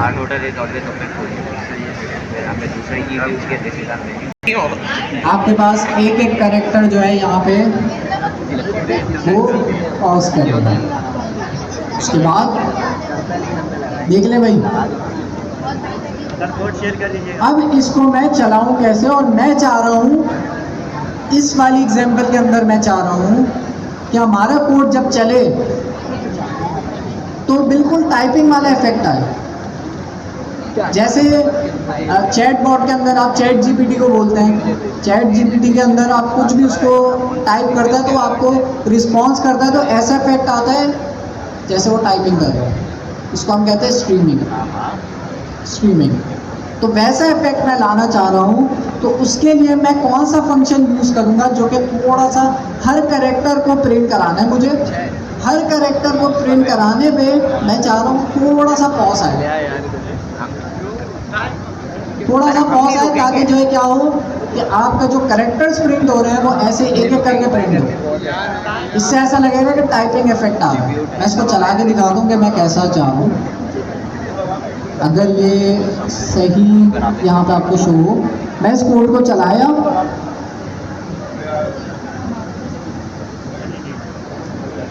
तो देखिए हेलो वर्ल्ड कैसे शो हुआ। एक तरह से टाइपिंग इफेक्ट आपके पास शो हो रहा है, एक एक करके प्रिंट हो रहा है। पहले H फिर E, इस तरह से मैं पूरा पैराग्राफ अगर मैं लिखूँ यहाँ इस फंक्शन को, अभी टेक्स्ट के अंदर मैंने क्या पास किया है, हेलो वर्ल्ड पास किया। हो सकता है मैं कोई बड़ा सा पैराग्राफ लिखूँ, तो पूरा पैराग्राफ ऐसे प्रिंट होगा जैसे एक एक करके कैरेक्टर्स प्रिंट हो रहा है। अच्छा, तो पहला वाला फंक्शन तो हमने देख लिया कि ये वाला फंक्शन क्या कर रहा था, कुछ नहीं कर रहा। जो भी आपका सेंटेंस है उसमें से एक एक कैरेक्टर को क्या कर रहा है, यील्ड कर रहा है, जिससे होगा ये कि भाई हर कैरेक्टर के बाद आपका फंक्शन पॉज होगा, तो ये कर रहा है। अच्छा, दूसरा मेरे पास कोई फंक्शन नहीं है, मैं चाह रहा हूँ कि ये जो कैरेक्टर्स हैं उसके लिए मुझे बार बार नेक्स्ट नेक्स्ट नेक्स्ट नेक्स्ट ना लिखना पड़े, वो खुद ही आपके पास क्या करे, खुद ही नेक्स्ट नेक्स्ट करके एक एक कैरेक्टर प्रिंट करा रहे हैं खुद ही।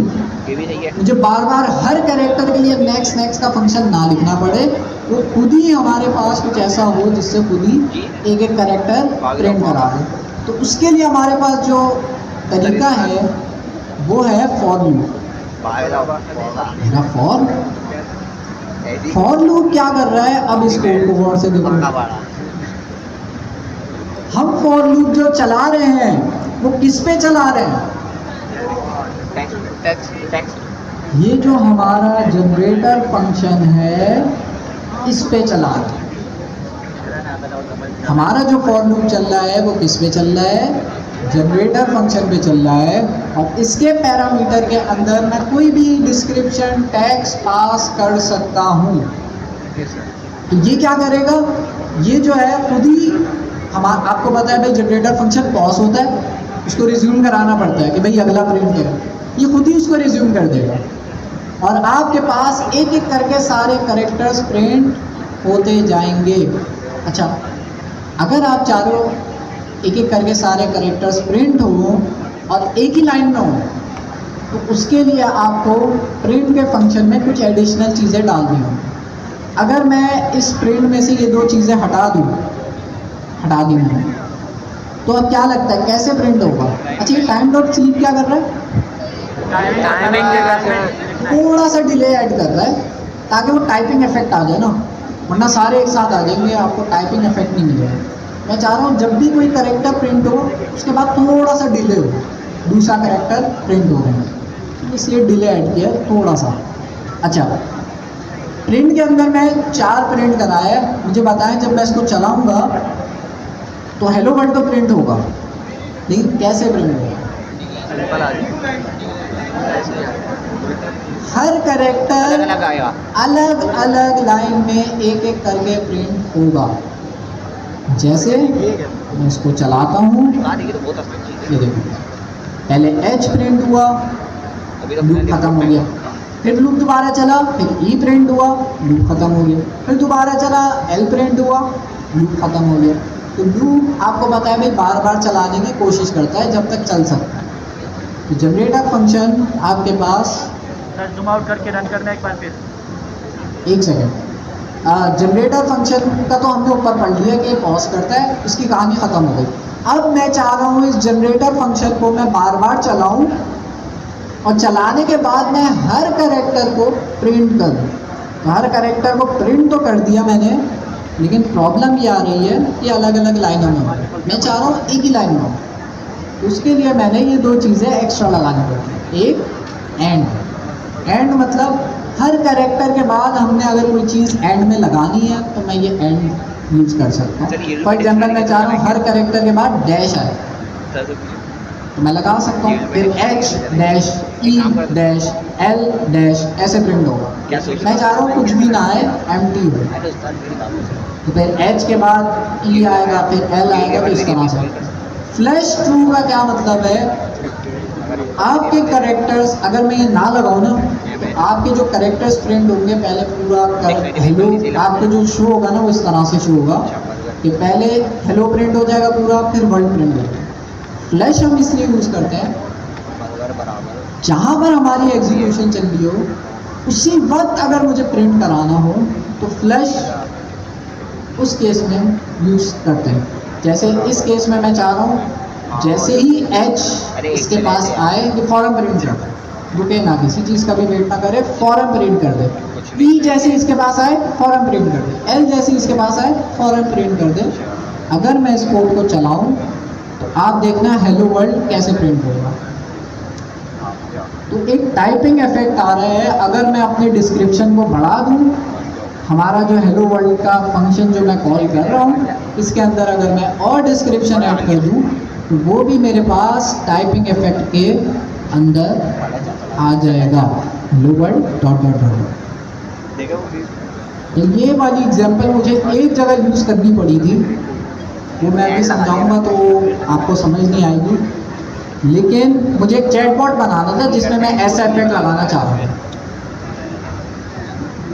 ऐसा इफेक्ट मैं लगाना मैं चाहता तो डायरेक्ट प्रिंट करा देता, बुक करके एक पूरा टेक्स्ट आ जाता, लेकिन मैं चाह रहा हूँ कि भाई ऐसा टाइपिंग इफेक्ट है, अच्छा लगता है, एक एक करके सारी। उस केस में मैंने ये यील्ड वाली चीज़ यूज़ करी थी जिसमें ये एक तरह से चैट वाला आ गया था, जैसे चैट GPT स्ट्रीमिंग करता है ना, टेक्स्ट आपके साथ प्रिंट करता है, वैसा इफेक्ट मुझे चाहिए था। तो उस केस में ये काम आ सकता है। अच्छा, अगेन यही काम बगैर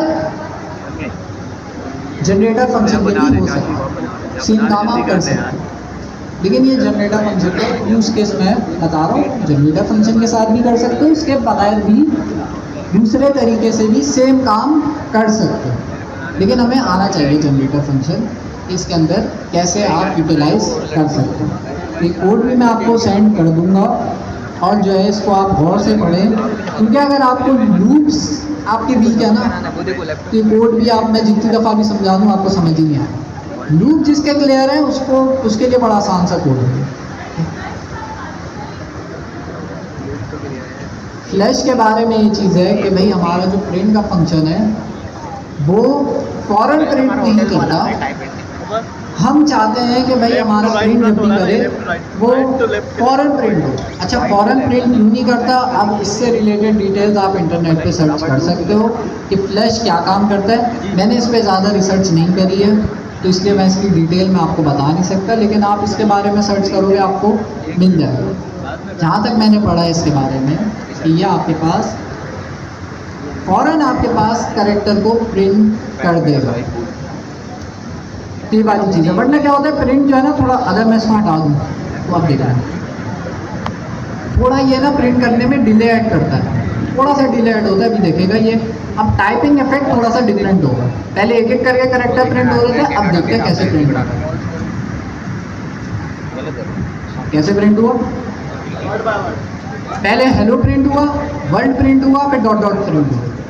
मतलब फ्लैश में नहीं ऐड कर रहा था ना तो वो प्रिंट करने में थोड़ा सा डिले ऐड करता है और उसके पीछे पूरी प्रोसेसिंग होती है, कैसे डिले ऐड हो रहा है, क्या डिले ऐड हो रहा है। लेकिन मैंने फ्लैश जब लिखा तो ये फ़ौरन उसको जैसे ही उसके पास प्रिंट मिला उसको फ़ौरन प्रिंट करा देगा। ये आपके पास डिफरेंस है।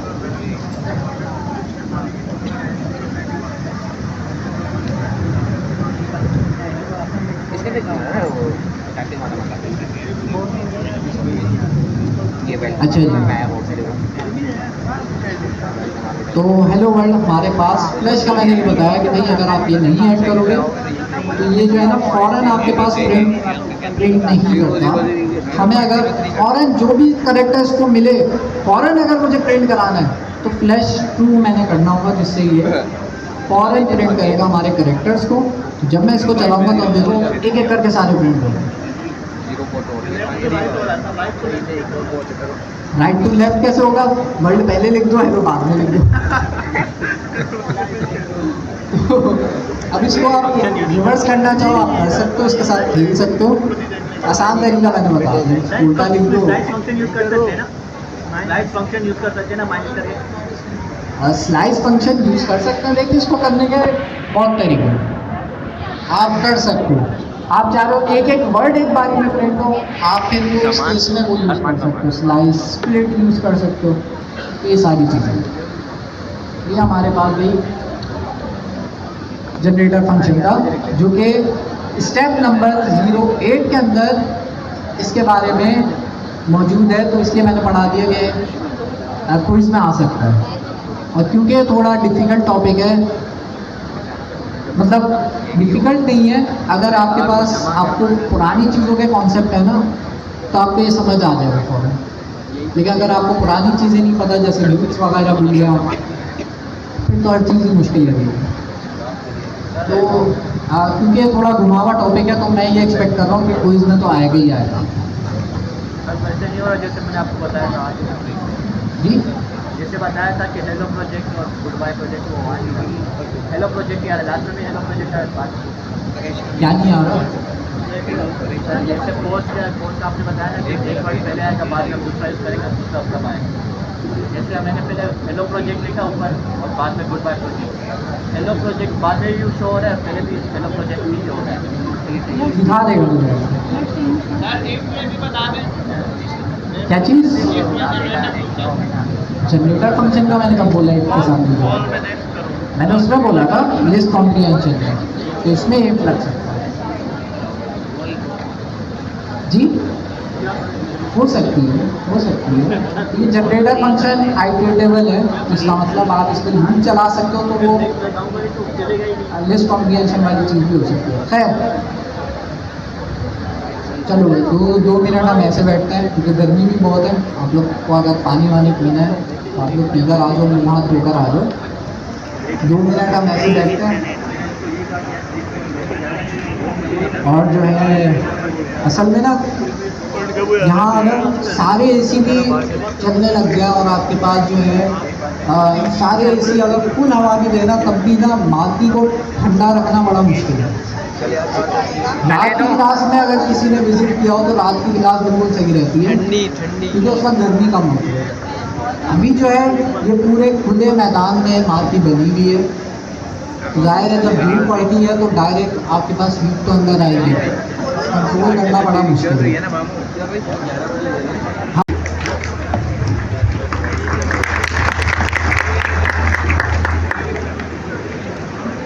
तो देखें कैसी ज़बरदस्त आप लोगों के साथ जर्नी शेयर करी, और सिर्फ ये नहीं बताया कि भाई हमारे पास किस तरह से इन्होंने प्रोजेक्ट्स वगैरह लिए, बल्कि आपको कुछ इम्पोर्टेंट गाइडेंस भी दी है जो कि बहुत ज़रूरी है। तो इसी तरह से भाई जब ये कर सकते हैं मेडिकल फील्ड से आएंगे, तो ये भी नहीं कह सकते आप लोग कि भाई हमारा बैकग्राउंड नहीं है, उनका भी नहीं है। इस तरह से बहुत सारे लोग हैं यहाँ पे जो कि दूसरी फील्ड से आए हैं और काफ़ी अच्छा कर रहे हैं इस फील्ड में। तो ये फील्ड आईटी की फील्ड मुश्किल नहीं है, बट अगेन वही चीज़ है कंसिस्टेंसी, बड़ी मुश्किल से कंसिस्टेंसी से काम करते हैं। अगर आप में कंसिस्टेंसी नहीं है, आप एक क्लास में कुछ चीज़ पढ़ते हो और अगली क्लास तक उसे जो है छोड़ देते हो, फिर अगली क्लास में नई चीज़ आती है तो पुरानी चीज़ें आप भूल जाओ, किसी काम की नहीं है। ऐसे भी लोग हैं यहाँ पे जो कि इतना टाइम यहाँ पे स्पेंड कर रहे हैं, इतना खर्चा करके आप लोग यहाँ पर आते हैं, लेकिन वही चीज़ है ना, घर पे कुछ नहीं करते इस फील्ड से।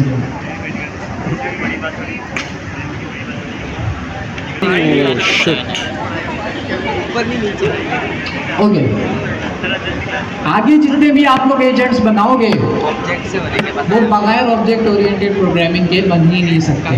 अगर आपको नहीं आती ऑब्जेक्ट ओरिएंटेड प्रोग्रामिंग, आप नहीं बना सकते, क्योंकि जितने भी आगे फ्रेमवर्क आ रहे हैं वो आपके पास ऑब्जेक्ट ओरिएंटेड प्रोग्रामिंग यूज़ कर रहे हैं।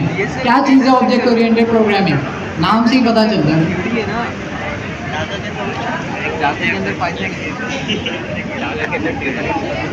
जी। क्या है ऑब्जेक्ट ओरिएंटेड प्रोग्रामिंग? क्लास तो बनाते हैं, ऑब्जेक्ट होते हैं, है क्या, क्यों है? कोड को लिखने का एक तरीका है, simple. Object oriented programming code को लिखने का एक तरीका है। अगर आप ऑब्जेक्ट ओरिएंटेड प्रोग्रामिंग के आज तक अभी तक हमने जो है क्लास 1 से अब तक ऑब्जेक्ट ओरिएंटेड नहीं करी, मतलब हम कोड तो लिख रहे थे, उसमें क्या खराबी है? कोड तो हम अभी भी लिख रहे हैं। बेसिक आती है तो ये तरीके को इम्प्लीमेंट करने की क्या ज़रूरत पड़ गई ऑब्जेक्ट ओरिएंटेड वो तो ठीक है, छोड़ दो सिर्फ एज बनाना ही क्या होता है। मल्टीपल दफ़ा ऑब्जेक्ट बना सकते हैं, इसलिए फ़ायदा क्या है? फ़ायदा स्केलेबल, सिक्योर। अगर आप बगैर ऑब्जेक्ट ओरिएंटेड प्रोग्रामिंग से कोड लिखते हो जैसे आज तक हम लिख रहे थे, तो वो कोड सिर्फ आपको समझ आएगा एक हफ्ते के लिए, उसके बाद आपको भी नहीं समझ आएगा कि क्या लिखा है। क्योंकि हमारे कोड काफ़ी लंबे होते हैं, हज़ारों, आप लोगों ने वेबसाइट्स बनाई है, हज़ारों लाइनों का कोड लिखा होगा, तो इतने बड़े बड़े हमारे पास कोड होते हैं, तो उसको लिखने के लिए हमने कुछ रूल्स और प्रिंसिपल्स फॉलो करने चाहिए, वरना आपका कोड बन जाएगा स्पैगेटी कोड। मतलब कोड चल तो रहा होगा, लेकिन आपको कोई बोले भाई इसमें ये चीज़ चेंज कर दो, अब आप कहीं से कुछ चीज़ चेंज करो, दूसरी चीज़ खराब हो गई। जैसे मैंने यहाँ पे कुछ चेंज किया, स्क्रीन खराब हो गई। तो मतलब अगर आप अच्छे रूल्स, अच्छे प्रिंसिपल्स को फॉलो करते हुए कोड नहीं लिखोगे, तो आपका कोड स्पैगेटी कोड हो जाएगा, जिसको मैनेज करना बहुत मुश्किल होगा आगे चलकर।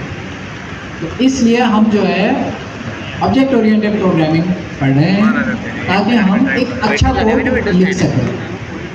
ओके, कोड लिखने का एक तरीका है, ठीक हो गया। ऑब्जेक्ट ओरिएंटेड प्रोग्रामिंग के अंदर कुछ रूल्स है, कुछ प्रिंसिपल्स हैं, उनको फॉलो हमने करना होता है। अच्छा, वो प्रिंसिपल्स हम आगे चल के डिस्कस करते रहेंगे, पहले बेसिक्स को कर लें।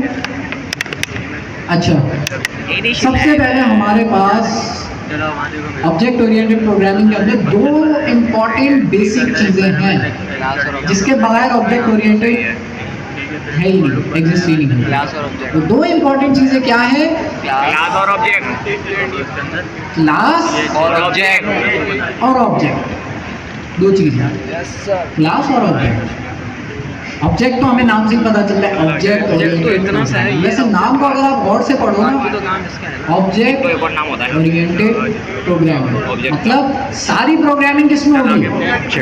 ऑब्जेक्ट्स पे होगी, सारी प्रोग्रामिंग ऑब्जेक्ट पे बेस्ड है। अच्छा, प्रोफेशनल नाम तो कैसे करते हैं? बहुत आसान है। सबसे पहले हमारे पास है क्लास का कॉन्सेप्ट। थोड़ा साथ अच्छा, क्लास क्या है? क्लास हमारे पास ब्लूप्रिंट है, नक्शा है। बंद ऐसे ही है, ऐसे ये बंद है। अब ये इसका क्या मतलब हुआ? क्लास के कीवर्ड है सर ये। इसका मतलब ये हुआ, जब भी हम कोड लिखते हैं, जब भी हम कोई काम करते हैं, तो उसका एक अदद पहले नक्शा बना देते हैं। Blueprint of object. For example, मुझे घर बनाना है, तो डायरेक्ट घर बनाने स्टार्ट नहीं करूँगा। उसमें नुकसान ये होगा कि भाई कोई गलती हो सकती है उसके अंदर, घर खराब बन सकता है, उसको फिर सही करने में ज़्यादा टाइम लगेगा। तो पहले घर बनाने से पहले उसका क्या बनता है? नक्शा बनता है, ब्लूप्रिंट बनता है, या मैं कहूँ क्लास बनती है। क्लास बनाना ज़रूरी इसलिए, रियल एग्जाम्पल से पता चल गया, घर बना रहे, गाड़ी बना रहे हैं, गाड़ी बनाने से पहले उसका नक्शा बनेगा। डायरेक्ट गाड़ी बनाना स्टार्ट नहीं कर सकते, क्योंकि अगर उसमें कोई गलती हो गई तो उसको सही करना बड़ा मुश्किल होगा, उसके पहले नक्शा बनेगा। इसी तरह से किसी भी चीज़ से रिलेटेड मैं काम कर रहा हूँगा, पहले उस चीज़ का मैं नक्शा बनाऊँगा। फॉर एग्जाम्पल, इस वाली एग्जाम्पल में मैं काम कर रहा हूँ स्टूडेंट से रिलेटेड, तो पहले मैं स्टूडेंट्स का नक्शा बनाऊँगा कि स्टूडेंट्स के अंदर क्या क्या चीज़ें होनी चाहिए। तो उसके लिए मैं नक्शा बनाने के लिए सबसे पहले मैं लिखता हूँ क्लास, अपनी क्लास का नाम, टीडी क्या नाम है? स्टूडेंट नाम। टीडी करते हैं। अच्छा, क्लास का नाम जब भी आप रखो, हमेशा पहला लेटर कैपिटल रखो। अरे लाजमी थोड़ी है, पहला लेटर हमारे पास कैपिटल रखो, स्टूडेंट हमारे पास हो गया। अच्छा, उसके बाद कॉलन लगाया। अच्छा, यहाँ राउंड ब्रैकेट्स भी लगा सकते हैं, अभी ये खाली है, जैसे फंक्शन में लगाते थे ना वैसे यहाँ भी लगा सकते हैं। अब इसकी जगह डायरेक्ट डेटा क्लास यूज़ कर लेते हैं। अभी खाली है, इसको छोड़ देते हैं, अभी खाली ही रहने देते हैं, या आगे यूज होगा, ना भी लगाओ तब भी चल जाएगा। सर राउंड ब्रैकेट नहीं भी लगाओ तब भी चल जाएगा। राउंड ब्रैकेट वही बोल रहे सर। सबसे पहले कीवर्ड आएगा सेल्फ। स्टूडेंट का जो मैं नक्शा बना रहा हूँ उसके अंदर क्या क्या चीज़ें हो सकती हैं? Sir name, roll number, roll number, name, age को आएगी। नेम, क्या करना है आपने age roll number, name, age, ये तीन चीज़ें हमने उस नक्शे में ऐड करनी है। कैसे ऐड करें? इनिशियलाइजर ऐड करने के लिए हमारे पास बनेगा एक पहले। फंक्शन है DF जिसका नाम है init। इनिशियलाइजर। टाइप स्क्रिप्ट में इस फंक्शन को क्या कहते थे? Constructor function. इसके बारे में भी और डिस्कस करेंगे, लेकिन इसको बना लेते हैं पहले। सेल्फ नाम इसका यही रहेगा अंडरस्कोर init अंडरस्कोर। इस तरह के आप जो भी फंक्शन आप देखें उसको हम कहते हैं मैजिक फंक्शन। पाइथन में एक टर्म है मैजिक फंक्शन, जिसके शुरू में भी 2 अंडरस्कोर है, आखिर में भी 2 अंडरस्कोर है, तो उसको हम कहते हैं मैजिक फंक्शन। ठीक है, तो इसका एक नाम है। अच्छा, फंक्शन हम डिफाइन कर रहे हैं, तो फंक्शन के अंदर राउंड ब्रैकेट आता है, फिर कॉलन आता है, फिर अगली लाइन में आ जाए। तो सबसे पहले हमने एक क्लास बनाई, क्लास के अंदर हम एक फंक्शन बना रहे हैं जिसका नाम हमने रखा है अंडरस्कोर init अंडरस्कोर। यहाँ पे मैं बताऊंगा कि मेरे जो स्टूडेंट्स हैं उनकी क्या क्या प्रॉपर्टीज़ होंगी। प्रॉपर्टीज़ से क्या मुराद? गाड़ी की एग्जांपल लेते हैं, गाड़ी की क्या क्या प्रॉपर्टीज़ हो सकती हैं? गाड़ी का कलर प्रॉपर्टी है, गाड़ी का मॉडल, गाड़ी का एयर प्रॉपर्टी है, और गाड़ी में कितनी हॉर्स पावर की है, कितना टॉर्क है, क्या इंजन है, ये सारी क्या है? गाड़ी की प्रॉपर्टीज है या एट्रीब्यूट्स, दोनों कह सकते हैं, प्रॉपर्टीज भी कह सकते हैं, एट्रीब्यूट्स भी कह सकते हैं। ये नाम आपको याद होना चाहिए, प्रॉपर्टीज या एट्रीब्यूट्स। स्टूडेंट की क्या क्या प्रॉपर्टीज होती है? मॉडल नंबर होता है, नेम होगा, नेम के अंदर हमारे पास क्या रखें? फिलहाल हम सारे स्टूडेंट का एक ही नाम रख देते हैं। क्या नाम रखें? उसामा। नहीं, उसामा रखूँगा, सबके नाम उसामा। खैर, मैंने एक नाम रख दिया, अभी इस पर डिस्कशन करेंगे यार ये क्या मसला हो गया, बट एक नाम मैंने रखना है ना, कुछ तो नाम होगा ना, रखिए। अच्छा, उसके बाद roll number equals to GIAIC 1 2 3, ये आपका रोल नंबर है, बस बंदे की नाम। क्लास क्या है? कुछ नहीं, एक नक्शा है स्टूडेंट का। अब हम स्टूडेंट बना सकते हैं इस नक्शे को यूज करके। जैसे कहीं पे भी आपने सैनिटरी पे काम किया, आपने जो है प्रोडक्ट्स का क्या बनाया था? नक्शा बनाया था, पहले स्कीमा बनाया था। बगैर नक्शा बनाए, बगैर स्कीमा बनाया, प्रोडक्ट्स ऐड ही नहीं कर सकते। इसी तरह यहाँ पर भी कि स्टूडेंट्स को आपने बनाना है ना, तो स्टूडेंट का पहले नक्शा बनाओ, फिर उस नक्शे की हेल्प से स्टूडेंट्स बनाओ। नक्शा बनने हमारे पास तैयार है, अब हम असल स्टूडेंट्स बनाने शुरू करें। क्लास हमारी कंप्लीट हो गई। यहाँ पे क्लास जो है वो बन गई है, उसके अंदर एक फंक्शन है जिसको हम कंस्ट्रक्टर फंक्शन कह रहे हैं। कंस्ट्रक्टर क्यों कह रहे हैं अभी पता चलेगा, नीचे आते हैं। ओके, यहाँ पे मैं एक काम करता हूँ, अब पहला स्टूडेंट मैं बनाने जा रहा हूँ जिसका नाम मैंने रख दिया S1 स्टूडेंट 1। और मैंने क्या किया, स्टूडेंट की जो हमारे पास क्लास है उसको कॉल कर दिया। नोट करें, कैपिटल लेटर से जो भी चीज़ आप देखो समझ जाओ भाई वो क्लास है या डेटा है।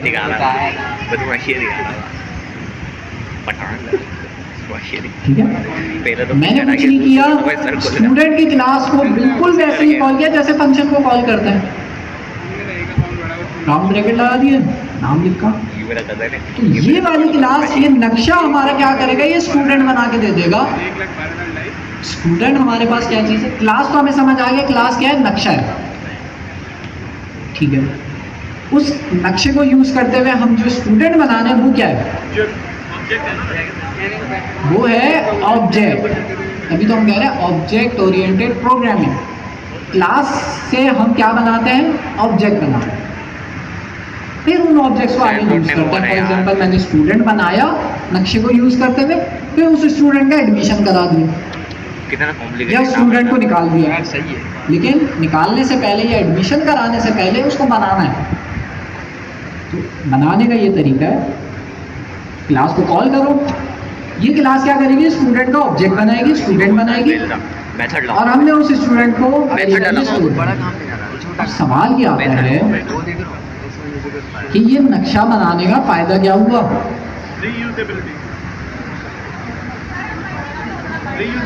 हम क्या कर सकते हैं, इस एक क्लास को यूज करते हुए जितने ऑब्जेक्ट्स बनाना चाहे, जितने स्टूडेंट्स बनाना चाहे बना सकते हैं। जैसे गाड़ी की एग्जांपल है, एक गाड़ी का नक्शा है, क्या मैं उस एक नक्शे से एक ही गाड़ी बनाता हूँ, नहीं, एक नक्शे से मैं हजारों गाड़ियाँ बना सकता हूँ।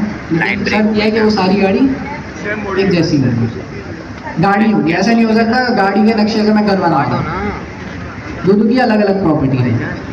तो इसी तरह से मैं स्टूडेंट मैंने प्रिंट करा, स्टूडेंट मैंने स्टोर किया, इस स्टूडेंट को पहले प्रिंट कराते हैं, अब सही है। फिर देखते हैं क्या होता क्लास के अंदर है। बने, मैंने किया S1, प्रिंट कर दिया S1, क्या प्रिंट होगा, बहुत टाइट बना अभी तो कर रहे हैं हम, देख रहे हो निकल लिया। तो ऐसी जगह पे बैठ जाए जहाँ से नजर आए।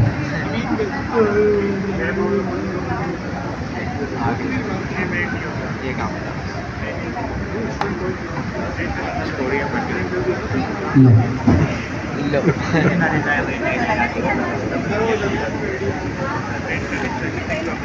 वो दूर बैठी अच्छी नहीं थी। तो किस तरह से हमने स्टूडेंट को प्रिंट कराया, अब इसको चला के देखते हैं। और जो एरर आ गया, क्या एरर आया है, कौन बता सकता है, कोई इसमें आ गया फिर आपने इधर बस जी किया हुआ है। नहीं, चलो एरर पढ़ लेते हैं।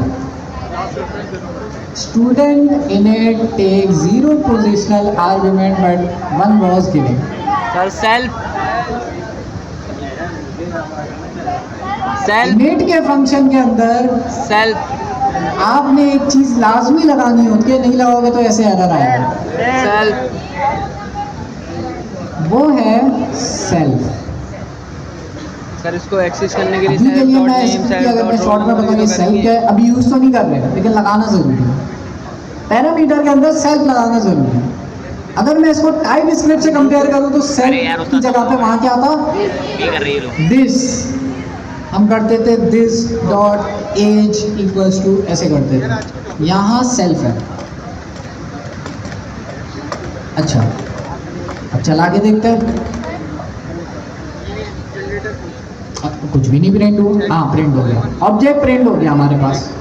अब मैं करता हूँ एस, मतलब वो कह रहा है कि भाई आपके पास जब मैंने S1 को प्रिंट कराया ना तो कुछ प्रिंट नहीं हुआ, बल्कि वो कह रहा है कि भाई आप जो चीज़ प्रिंट करा रहे हो वो किसका ऑब्जेक्ट है, स्टूडेंट ऑब्जेक्ट का, स्टूडेंट का ऑब्जेक्ट है। बस ये बता रहे हैं। अच्छा, स्टूडेंट की अगर मैं कोई प्रॉपर्टी को प्रिंट कराना चाहूँ डॉट लगा के तो कैसे करूँगा, डॉट नेम मैंने लिखा, क्या ही चल जाएगा, सर चल जाएगा। नेम ही प्रॉपर्टी थी ना हमारी, नेम और रोल नंबर, ये 2 प्रॉपर्टीज है, चल जाएगा। सर पहले इसको साइन करना पड़ेगा, सेल्फ डॉट नेम, क्या होगा, पहले असाइन करना एरर पड़ेगा। आ गया। देखा, पहले क्या असाइन एरर करना आया? पड़ेगा, self dot name is equal to name. Attribute error. Attribute के बारे में भी मैंने बताया था, क्या चीज़ है एट्रीब्यूट, ये जो हमारे पास नेम और रोल नंबर है इसको हम एट्रीब्यूट्स कह रहे हैं। वो कह रहा है भाई नेम नाम का एट्रीब्यूट बनाया ही नहीं आपने, यहाँ तो हमें दिख रहा है कि भाई बनावा तो है। हम भी कर रहे हैं यार, सीधा सीधा करा बोल दो लोग चलते हैं। सर हमें जो करना है वो क्या करना है, नेम से पहले सेल्फ डॉट इस तरह से करना है, सेल्फ डॉट रोल नंबर। तो सेल्फ क्या चीज़ है, पहले तो हम समझते हैं कि इनिट क्या चीज़ है। इनिशियलाइजर है। इनिट हमारे पास कंस्ट्रक्टर फंक्शन है जो कि कंस्ट्रक्ट करेगा क्या, चला जाओ, ऑब्जेक्ट। नहीं मैं अभी नहीं जाऊँगा। चलते हैं। कंस्ट्रक्ट करेगा तो क्या हुआ? ऑब्जेक्ट, तो इसकी जिम्मेदारी है ऑब्जेक्ट बनाना। तब आता तब भी बोलिए सुन के जाएंगे। उस ऑब्जेक्ट के अंदर कौन कौन से एट्रीब्यूट्स होंगे हमें अगर डिफाइन करना है तो हम सेल्फ के थ्रू ही करेंगे। बिल्कुल। तो जब मैं इसको चलाता हूँ, अगर मैं ये दो सेल्फ ना लिखूँ तो क्या होता है कि हमारे पास सेल्फ की जो वैल्यू होती है, कमेंट में मैं ऐड करता हूँ, सेल्फ जो है वो हमारे पास खाली ऑब्जेक्ट होता है, वो खाली ऑब्जेक्ट है। सेल्फ जो है वो खाली ऑब्जेक्ट होता है। मैंने क्या किया, सेल्फ डॉट नेम जब मैंने ऐड किया तो हमारे पास सेल्फ के अंदर अब क्या चीज़ ऐड हो गई, नेम साम। अब हमारा ऑब्जेक्ट जो है वो बनना स्टार्ट हो गया, बनना स्टार्ट हो गया। पहले क्या था, सेल्फ खाली था, और यही वो हमारा सेल्फ है जो कि हमारा आखिर में जाके पूरा स्टूडेंट बनेगा। सेल्फ ही है, शुरू में ये खाली हो रहा है, फिर उसके अंदर हमने क्या चीज़ ऐड करी, नेम ऐड किया, तो सेल्फ क्या हो गया, फिर सेल्फ कुछ इस तरह का हो गया, फिर उसके अंदर नेम उसामा आ गया। इसी तरह से फिर मैंने सेल्फ रोल नंबर किया, तो उसके बाद क्या आ गया, सर आर्गुमेंट में भी रोल तो पास नंबर कर भी सकते हैं। हमारे ऑब्जेक्ट का हिस्सा बन गया। तो GIC, तो ये सेल्फ के थ्रू ही मैं अपने एट्रीब्यूट्स को ऐड कर सकता हूँ, इसके बगैर नहीं ऐड होंगे, तो इसलिए एरर हुआ था ये। Self dot roll number, self dot name, तो ये हमारी हेल्प करेगा ऑब्जेक्ट बनाने में। अच्छा, इसको मैं हटा देता हूँ, सिर्फ कोड पे फोकस करते हैं। सर स्क्रीन रुक गई। बता दिया करें कि स्क्रीन रुक जाए ना,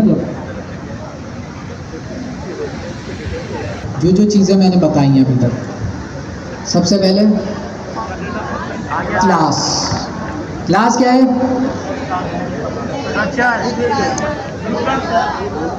नक्शा, ब्लूप्रिंट, ठीक है। क्लास क्यों ज़रूरी है, पहले क्लास क्यों यूज़ करते हैं, किसी भी चीज़ का स्ट्रक्चर बनाने के लिए क्लास बना, डायरेक्ट भी बना सकते हैं, लेकिन डायरेक्ट हम इसलिए नहीं बनाते क्योंकि एरर के चांसेस पे ज़्यादा होंगे। जैसे इसको इसी तरह से सोचा करो, अगर नक्शा नहीं बना हुआ है, क्योंकि जब हमारा कोड बहुत छोटा होता है ना, तो उस केस में हमें कोई ड्रॉबैक नज़र नहीं आता। जब हमारे पास हज़ारों लाइनों का कोड होता है तब हमें इस चीज़ की फिक्र होती है कि भाई क्लास सही हमारे पास बनी हो, ऑब्जेक्ट सही बनाओ, वरना इतनी छोटी एग्जांपल से तो आपको यही होगा यार हम क्लास के बगैर भी कर लेते, कोई इतना मुश्किल कोड थोड़ी है। छोटे कोड के अंदर आपको फ़ायदा नज़र नहीं आएगा ऑब्जेक्ट ओरिएंटेड का। जब आप बड़े कोड लिखोगे, जब आप एजेंट्स बनाओगे आगे चल के, तब आपको इसका फ़ायदा नज़र आएगा कि भाई आपका कोड कैसे स्ट्रक्चर करना है। जितना भी स्टूडेंट से रिलेटेड काम होगा वो मैं किसके अंदर रखूँगा, क्लास के अंदर, स्टूडेंट की क्लास के अंदर रखूँगा। तो ये आइसोलेट हो गया, मतलब स्टूडेंट का सारा काम कहाँ पे चला गया, स्टूडेंट की क्लास में चला गया। टीचर का काम करना है कल को मुझे, सारा काम किस में रखूँगा, टीचर की क्लास में। सबकी अलग अलग एंटिटी, कल को मुझे स्टूडेंट में कोई चीज़ ऐड करनी है तो मुझे पता है भाई स्टूडेंट की क्लास बनी है, सारे स्टूडेंट उस क्लास से कंट्रोल हो गए, मैं उस क्लास में जाके चेंजेस करूँगा। सारे टीचर की क्लास से एसोसिएटेड हैं, तो मैं उस टीचर की क्लास में चेंजेस करूँगा।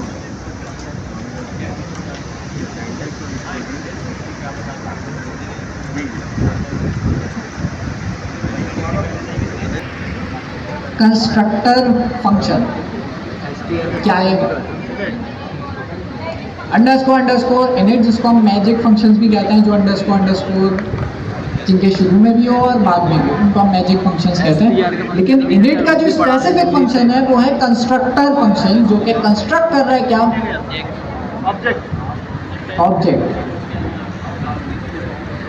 ऑब्जेक्ट को कंस्ट्रक्ट कर रहा है।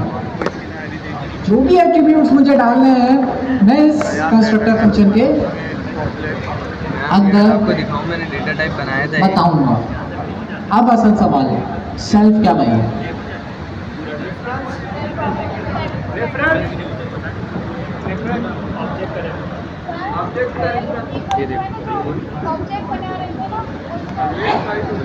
सेल्फ जो है हमारे पास, जो हम ऑब्जेक्ट बना रहे हैं नंबर वैल्यू डेटा टाइप उसी का इंस्टेंस है। फॉर एग्जांपल बुलियन डिक्शनरी अच्छा पहले इसको चला के तो देख लें, अब चलेगा नहीं चलेगा।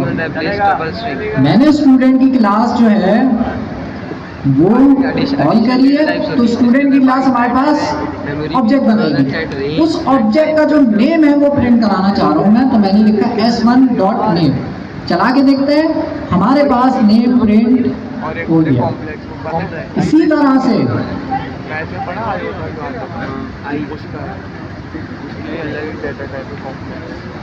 होते हैं टेक्निकल इश्यूज आते हैं। क्या मतलब कि आप क्या देना चाह रहे हो? बाइट एरे है, कोई भी स्ट्रिंग से पहले बी लगाना पड़ेगा, मतलब कि बड़ा मतलब बाइट कोड अपने सामने बड़ा हो गया? अच्छा, लेकिन नाम ही नहीं पता था। अच्छा इसी तरह से मुझे अब दूसरा स्टूडेंट बनाना है, तो उसको बनाने के लिए मैं लिखूंगा s2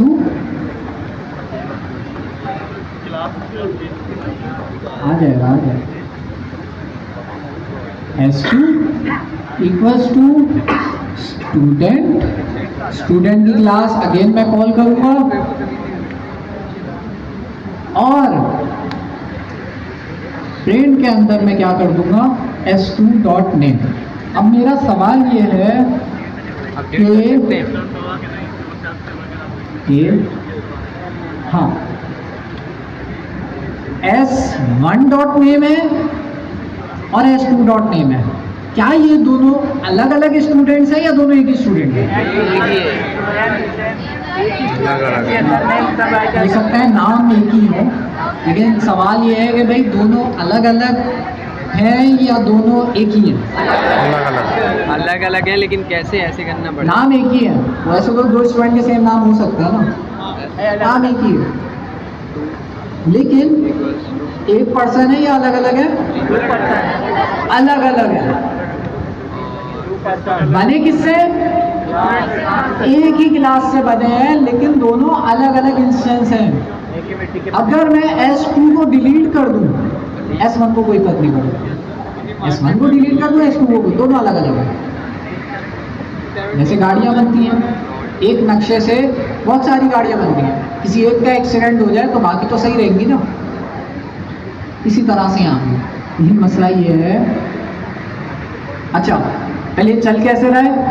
जब मैंने स्टूडेंट की क्लास को कॉल किया तो हमारी क्लास यहाँ पे चलना स्टार्ट हो।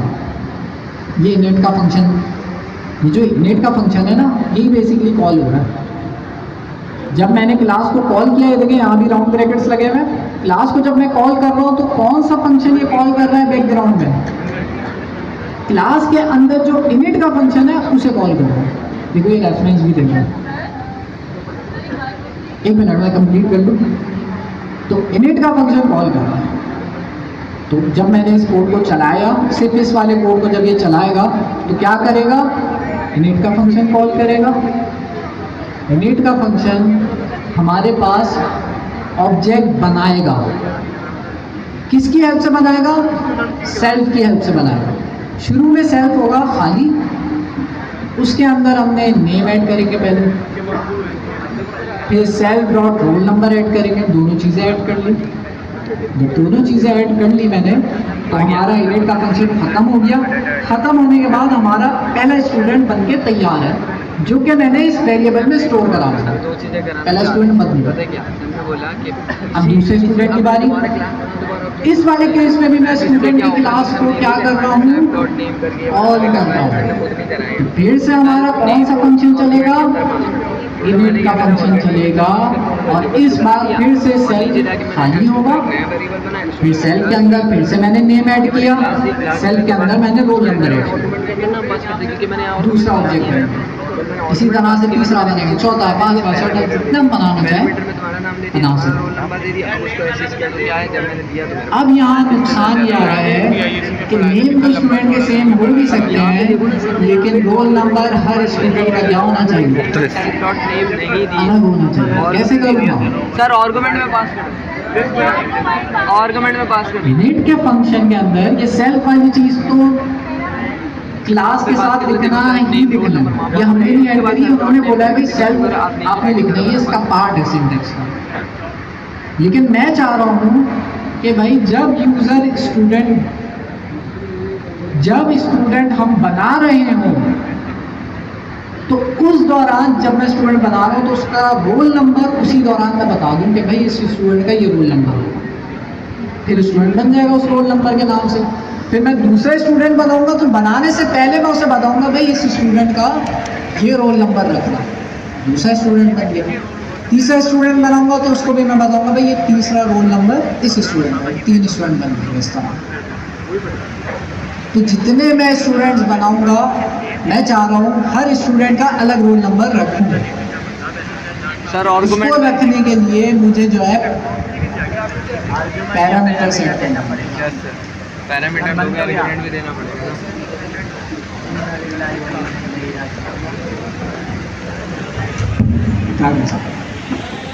सर मैंने कर लिया है। जी जी पता है, तभी तो रुक गया।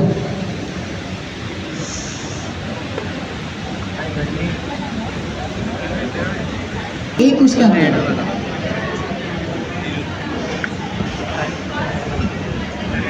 नहीं, एक ही दफ़ा करेंगे, एक दफ़ा करेंगे। जितनी दफ़ा मैं क्लास को कॉल करूँगा हर दफ़ा वो इनिट का फंक्शन चलाएगा, हर स्टूडेंट के लिए अलग अलग चलाएगा।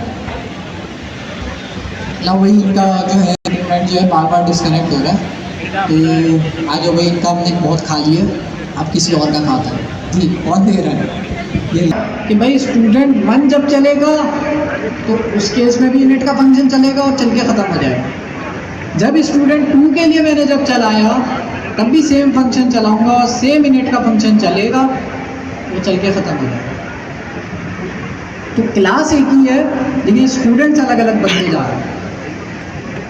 अच्छा, अब मसला ये है कि मुझे जो है हर स्टूडेंट का रोल नंबर अलग रखना है। तो अलग रखने के लिए मुझे क्या करना होगा, पैरामीटर पास करना होगा। किस कौन से फंक्शन में, इनिट के अंदर। यहाँ पे मैं पैरामीटर पास करूँगा, रोल पास कर देंगे ताकि नाम अलग अलग हो जाए। सेल्फ लगा दो, सेल्फ के कीवर्ड के साथ ही। अच्छा, टाइप इसके क्या रखूँ, और पास कर दिया, उसके बाद जितना एक्सेस करना str वो देख लो। ठीक हो गया।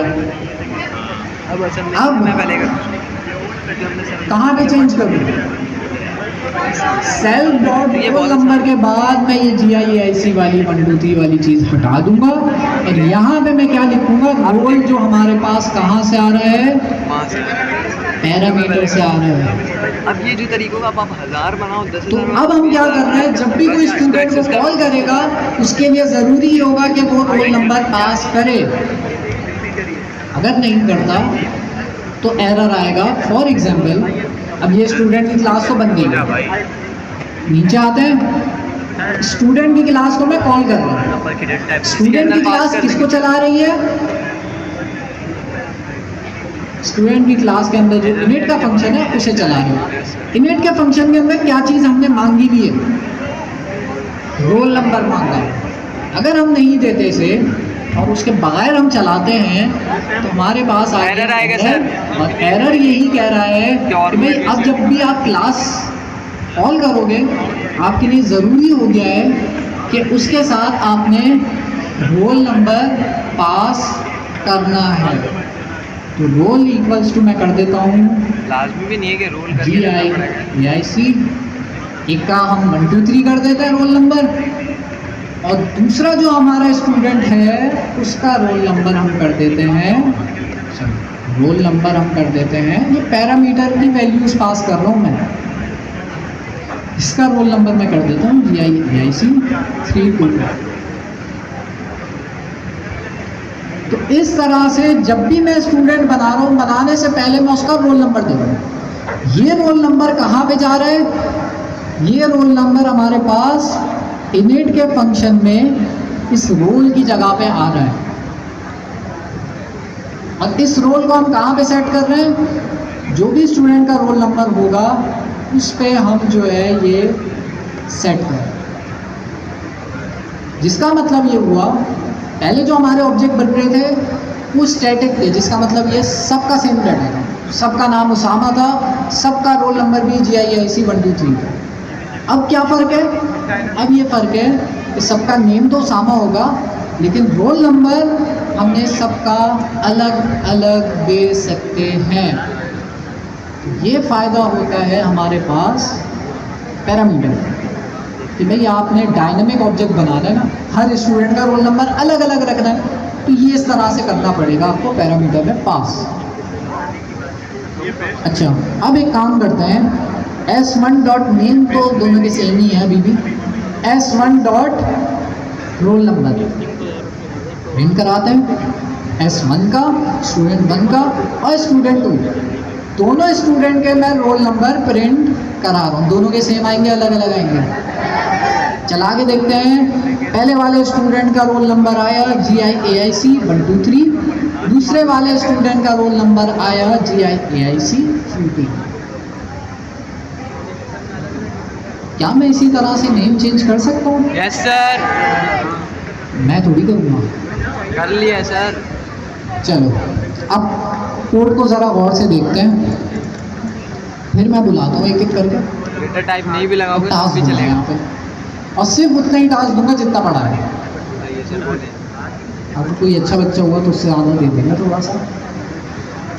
ओके, कोड देख लो भाई, आपके सामने बना हुआ है। आगे बोलिए सर, टास्क बोले सर। क्लास बन रही है, एक दफ़ा बनेगी बस। उसके बाद उस क्लास को यूज़ करते हुए हम ऑब्जेक्ट बना रहे हैं। ये जितनी दफ़ा आप बनाना चाहो बना लो, जितने स्टूडेंट्स बनाना चाहो। यहाँ कितने हैं? 1000 है, तो 1000 दफ़ा मुझे कॉल करना पड़ेगा। तो ये वाली चीज़ है। अच्छा जी, पहला टास्क किससे करवाना? कौन पहले बताया खुद से करेगा? यहाँ पर आ गए, यहाँ पर आके नहीं।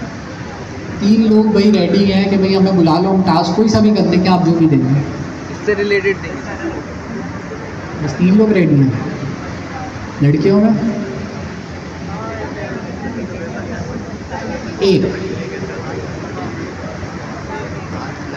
लड़कों में 6 हो गए।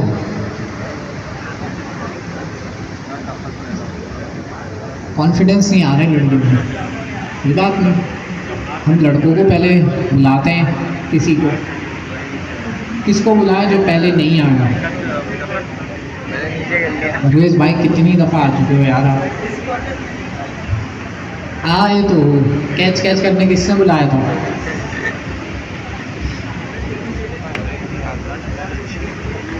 आप भी आ चुके हो मुजफ्फर, आपकी तो लाइव भी है स्ट्रीम जिसमें से आपने मुझसे क्रॉस बनानी है। टीचर के अंदर नेम होगा और रोल नंबर तो होता नहीं है टीचर का। टीचर की क्या होती है? सैलरी होती है टीचर की। तो उसका वेरिएबल बनाओ, तो उसकी क्लास बनाओ और समझाना भी है। पहले बना रही बनाए नहीं, बस बहुत है ना। नहीं, इसको लिखा रहने दो ना, नीचे आ जाओ, दूसरा सेल ले लेता। Sir dot name name. आप लोग भी अपने पास बनाएं, जिसका हो जाए वो फिर पता चले ना भाई, सेल्फ असेसमेंट हो ना। अच्छा ऐसे होगा।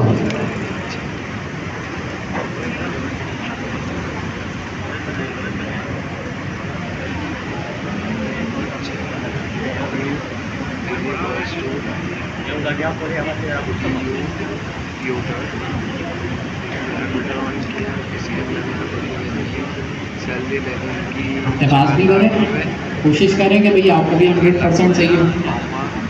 नेम क्या है इनका? सही है।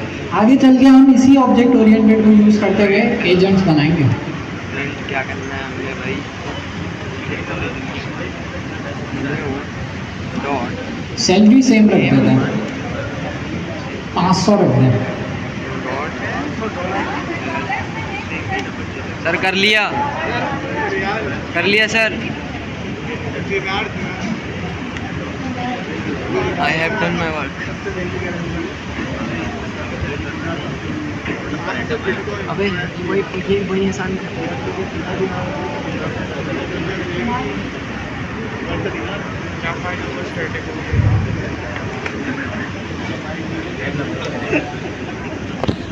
अच्छा, मैंने $500 रखना था।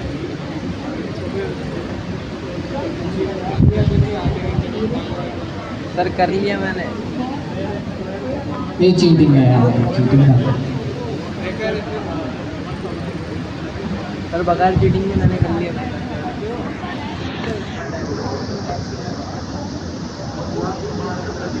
लिख लेंगे पहले, फिर हम उनको पकड़ेंगे, गलतियाँ निकालेंगे इनके कोड में।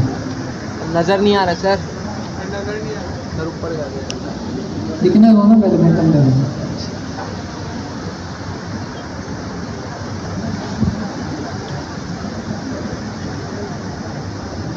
आप लोग तो अपना बनाए, बना लिया सर।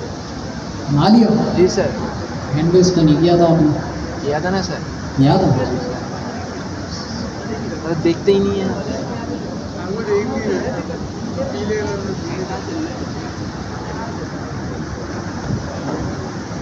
चलो चलाने का मैंने एक मौका देखे, ऐसा नहीं होगा चलाया और अगर आ गया चलो सही कर लिया, नहीं।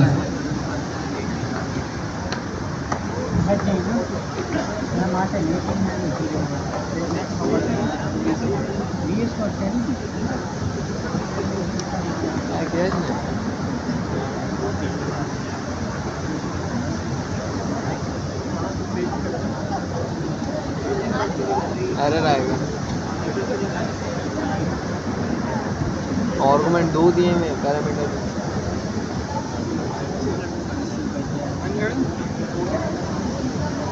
एक कोई प्रिंट है, लेकिन आर्गुमेंट तो 2 दिए हैं ना। अगर हम आर्गुमेंट यहाँ पे ये कर दें, सैलरी को हटा दें, नहीं खाते हैं खाली। अच्छा, अभी हमारी क्लास चल रही है, जब तक हम माइंड अप ना करें काइंडली अपनी चेयर्स में बैठे रहें। बात है, चलो रन किया इन्होंने, वो वही सर मैं करूँ? छोड़ दो लो।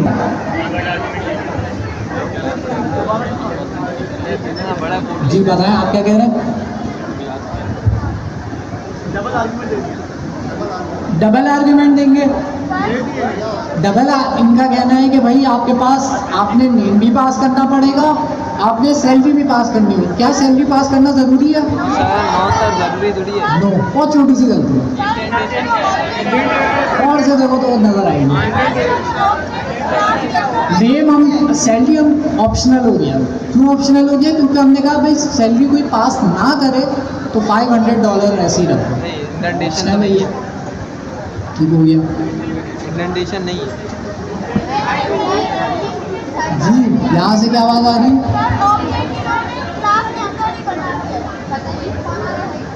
इंडेंटेशन छोटी सी गलती है।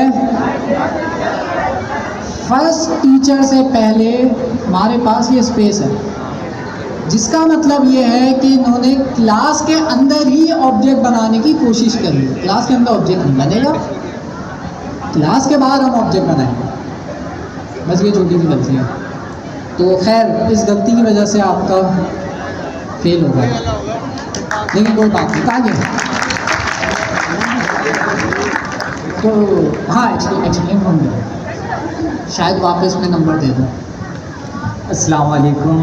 अच्छा, बेसिकली ना यहाँ पे हमने क्लास का मतलब बनाया, ब्लूप्रिंट बनाया है टीचर के नाम से। उसके अंदर हमने ना यहाँ पे कंस्ट्रक्टर बनाया है जो एग्जैक्टली क्या करेगा कि जब भी हम उसका कोई भी हम एक ऑब्जेक्ट बनाना चाहते हैं कि हमने यहाँ पे डिफ़ाइन कर लिया, स्ट्रक्चर डिफ़ाइन कर लिया है। फॉर एग्जांपल ये बनाने की ज़रूरत क्यों है? अगर ये हम तो इसके बगैर भी बना सकते हैं। बेसिकली जब हमने एक दफ़ा स्ट्रक्चर बना चुके हैं ना, तो उसको बार बार हम यूज़ कर सकते हैं, जिससे हमने सेल्फ लगाना लाजमी होता है। और देन हमारे पास नेम, STR है, सैलरी हमने ऑप्शनल रखी है। फॉर एग्जांपल अगर सैलरी यहाँ पे हमने प्रोवाइड की है, अगर कोई यहाँ पे आर्गूमेंट में सैलरी प्रोवाइड करना चाहे तो अपनी मर्ज़ी से दे सकते हैं, और फॉर एग्जांपल नहीं देता तो एरर प्रोवाइड नहीं होगा, वो ऑप्शनल है। और नेम में हमें भाई देना लाजमी है, तो हमने यहाँ पे हमजा सईद यहाँ पर प्रोवाइड किया है। देन हम यहाँ पे मल्टीपल हम बना सकते हैं इसी स्ट्रक्चर को मेंटेन करते हुए।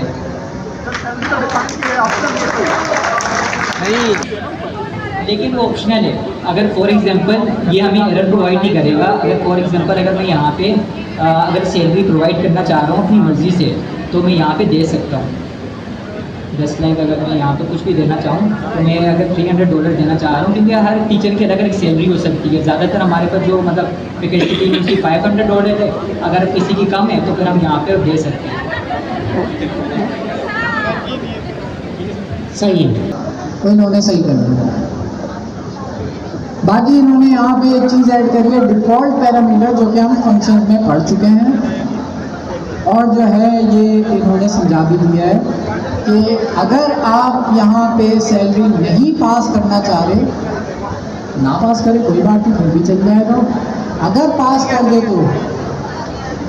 तो आपकी सैलरी जो है वो चेंज हो जाएगी इस हिसाब से। क्विज़ की अनाउंसमेंट मैंने एंड तक रोक के रखी थी।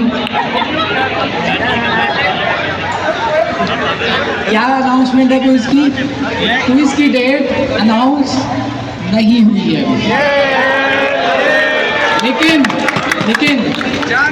अगले वीक में मोस्ट प्रॉबेबली 90% श्योर के अनाउंस हो जाएगी। तो आप लोग रेडी रहे, तैयारी पूरी रखें। क्विज़ की अनाउंसमेंट जैसी होगी, किस तरह से होगा, क्या प्रोसेस होगा, आप लोगों से बता दिया जाएगा।